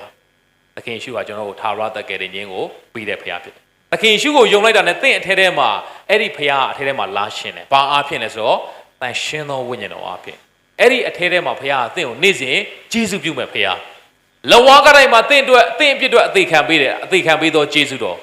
တင်းရဲ့နေ့စဉ်အသက်တာထဲမှာဖျားသားကဲ့သို့ဆက်အသက်ရှင်နိုင်ဖို့ရန်အတွက်ဝမ်းမြောက်ခြင်းနဲ့ရှင်နိုင်ဖို့ရန်အတွက်ဖျားရဲ့ကျေးဇူးတော်ကိုချီးမွမ်းပြီးတော့နေ့တိုင်းမှာပျော်ရွှင်ဝမ်းမြောက်စွာနဲ့အပူပင်ကင်းမဲ့စွာနဲ့ဘဝကိုကြည်နက်စွာနဲ့အသက်ရှင်နိုင်ဖို့ရန်အတွက်အထဲထဲကတန်ရှင်းသောဝိညာဉ်တော်ဟာနေ့စဉ်မဆာလည်းရှိတယ်နေ့စဉ်ကျေးဇူးပြုလည်းရှိတယ်ဒါပေမဲ့အဲ့ဒါကိုဘာမလုပ်လိုက်မိပါစေနဲ့မငင်းဆန်မိပါစေနဲ့ဒီစကားကိုပြောတဲ့အခါမှာငင်းဆန်သောသဘောဟာနတ်ဆိုးနဲ့ပေါင်းဖော်ခြင်းကဲ့သို့ဖြစ်တယ်ဆိုတာရှောလူကိုပြောတာဖြစ်ပါတယ်ရှောလူကိုဘုရားကဟိုအောင်မလက်လူတွေကိုဘာလုပ်ခိုင်းလဲရှင်းရှင်းဖြတ်စည်းခိုင်းတယ်ဒါပေမဲ့ရှောလူဟာရှင်းရှင်းမဖြတ်စည်းပဲနဲ့သူအကောင်းဆုံးသိုးတွေနွားတွေကိုယူလာပြီးတော့ဒါတွေကတဲ့ဘုရားကိုပူဇော်ဖို့ပါဘုရားသခင်ကရစ်ပူဇော်ရင်ကြိုက်တယ်မလားရှမွေလကြီးကဘာပြောလဲဩဘုရားသခင်ဟာတဲ့နားထောင်ခြင်းကိုပိုကြိုက်တယ်အလိုတော်သို့လိုက်ခြင်းသည်ရစ်မျိုးထက်တာ၍ကောင်းတယ်နားထောင်ခြင်းဟာသိုးတီးစီဦးထက်တာ၍ကောင်းတယ်ဒါကြောင့်မို့ကျွန်တော်တို့ဘဝအသက်တာထဲမှာဘုရားစကားကိုမငင်းဆန်မိဖို့အင်မတန်အရေးကြီးပါတယ်နောက်ဆုံးကျမ်းပိုက်လေးတစ်ပိုက်နဲ့မိကုံချုပ်ပါမယ်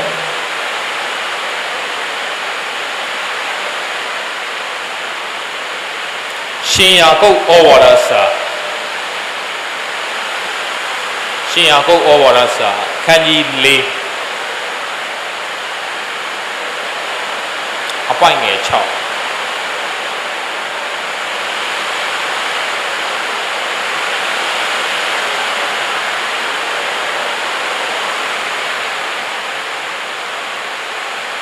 ရှင်ယာကုပ်ဩဝါဒစာအခန်းကြီး၄အပိုင်ငယ်6ကြောတော့လိုက်ဆိုတော့နော်ထိုဝိညာဉ်တော်သည်တာ၍များသောကျေးဇူးကိုပြုတော်မူ၏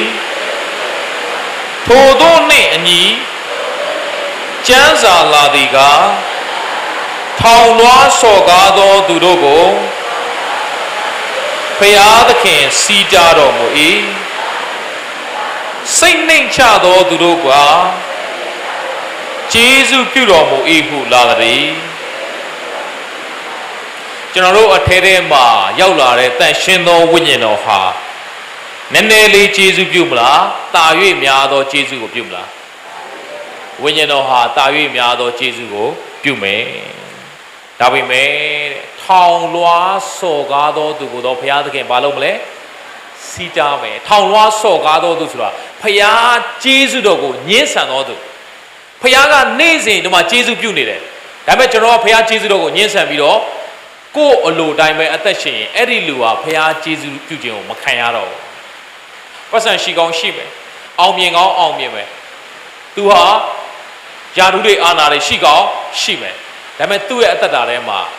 ဘုရားသခင်ရဲ့ကျေးဇူးပြုခြင်းကိုမခံရတော့ဘူးဝမ်းမြောက်ခြင်းတွေဆုံးရှုံးမယ်ငြိမ်သက်ခြင်းတွေဆုံးရှုံးမယ်ဖခင်ရဲ့ချစ်ချင်းမြတ်တာနဲ့သူကအသက်မရှင်နိုင်တော့ဘူးဖခင်ရဲ့သဘောတဘာဝတွေဆုံးရှုံးသွားမှာဖြစ်ပါတယ်ဒါပေမဲ့တဲ့စိတ်နှိမ်ချသောသူတို့အားကျေးဇူးပြုတော်မူ၏ဟုလာသည်ဘလို့လူတော့ဖခင်ကျေးဇူးပြုမလဲနှိမ်ချတော်သူနှိမ်ချတော်သူဆိုတာဘလို့လူမျိုးလဲခေါင်းငုံချောင်းတဲ့သူပြောတာလားစကားချွတ်ချွတ်တသားလေးပြောတဲ့သူကိုပြောတာလားဒါမှမဟုတ်ရင်သူများတွေရှေ့မှာခေါင်းငုံလျှောက်သွားပြီးတော့ရေကြွကြွလေးနေတဲ့သူကိုနှိမ်ချတော်သူလို့ပြောတာလားအဲ့ဒါလည်းမမားပါဒါပေမဲ့အပြည့်ဝတော့မမှန်ဘူးဗျလူဟာအပြင်ပန်းမှာခေါင်းငုံရင်ငုံနေလိမ့်မယ်ဒါပေမဲ့သူ့ထဲထဲမှာငါဆိုတဲ့မာနကတော့ထောင်လွှားနေတတ်ပါလေလူဆိုတော့အပြင်ပန်းမှာအဝတ်စားနွမ်းနွမ်းဝတ်ပေမဲ့အထဲထဲမှာငါဆိုတဲ့မာနကတော့ထောင်လွှားနေတတ်ပါလေတမန်ကျမ်းစာကပြောတဲ့နှိမ်ချခြင်းဆိုတာငါဆိုတဲ့အရာကိုရှေ့တန်းမတင်တော့ဘူးဘယ်သူကိုပဲရှေ့တန်းတင်တော့လဲဖះကိုပဲရှေ့တန်းတင်တော့လဲငါဆိုတဲ့အရာနဲ့အသက်မရှင်တော့ဘူးဖះကိုအသက်တာထဲမှာအခွင့်ပေးပြီးတော့အသက်ရှင်တော်သူဟာနှိမ်ချတော်သူဖြစ်တယ်ဗိမာန်တော်မှာဆုတောင်းတဲ့ဖာရိရှဲနဲ့အခွန်ခံနဲ့အခွန်ခံအောင်ကြည့်ပါအခွန်ခံဟာကောင်းကင်တော်မော်မကြည့်နိုင်ဘူးဖះသခင်ကျွန်တော်ရဲ့အပြစ်တွေကိုလှုပ်ပါကိုကောင်းအောင်မလုပ်နိုင်ဘူးဆိုတော့သဘောပေါက်ပြီးတော့ဖရာသခင်ရဲ့ကျေးဇူးတော်လိုအပ်ပါတယ်ဆိုပြီးတော့နှိမ်ချစွာနဲ့ဖရာကိုလိုအပ်တယ်လို့ ပြောဆိုတော်သူဟာနှိမ့်ချတော်သူဖြစ်တယ်ဖယားကိုမလိုပါဘူးဆိုတဲ့သူဟာထောင်လွှားတော်သူဖြစ်တယ်ဖယားကိုလိုပါတယ်လို့ဝန်ခံတော်သူဟာနှိမ့်ချတော်သူဖြစ်တယ်နေ့ရက်စဉ်တိုင်းမှာဖယားကိုလိုတယ်လို့ပြောပြီးတော့ငါဆိုတဲ့သဘောနဲ့အသက်မရှင်တော်သူဟာနှိမ့်ချတော်သူဖြစ်တယ်ငါမပေါ်လင်စေဘဲနဲ့ဖယားသခင်ပဲပေါ်လင်ပါစေလို့အသက်ရှင်တော်သူဟာနှိမ့်ချတော်သူဖြစ်တယ်အဲ့ဒီနှိမ့်ချတော်သူကိုတော့တန်ရှင်းသောဝိညာဉ်တော်ကတာ၍များသောကျေးဇူးကိုမလုပ်မလဲပြုမယ်ဒါကြောင့်မို့ချစ်တော်ညို့ရောက်စီတိုင်းဖယားရဲ့ကျေးဇူးတော်ကိုမငင်းဆန်မိပါစေနဲ့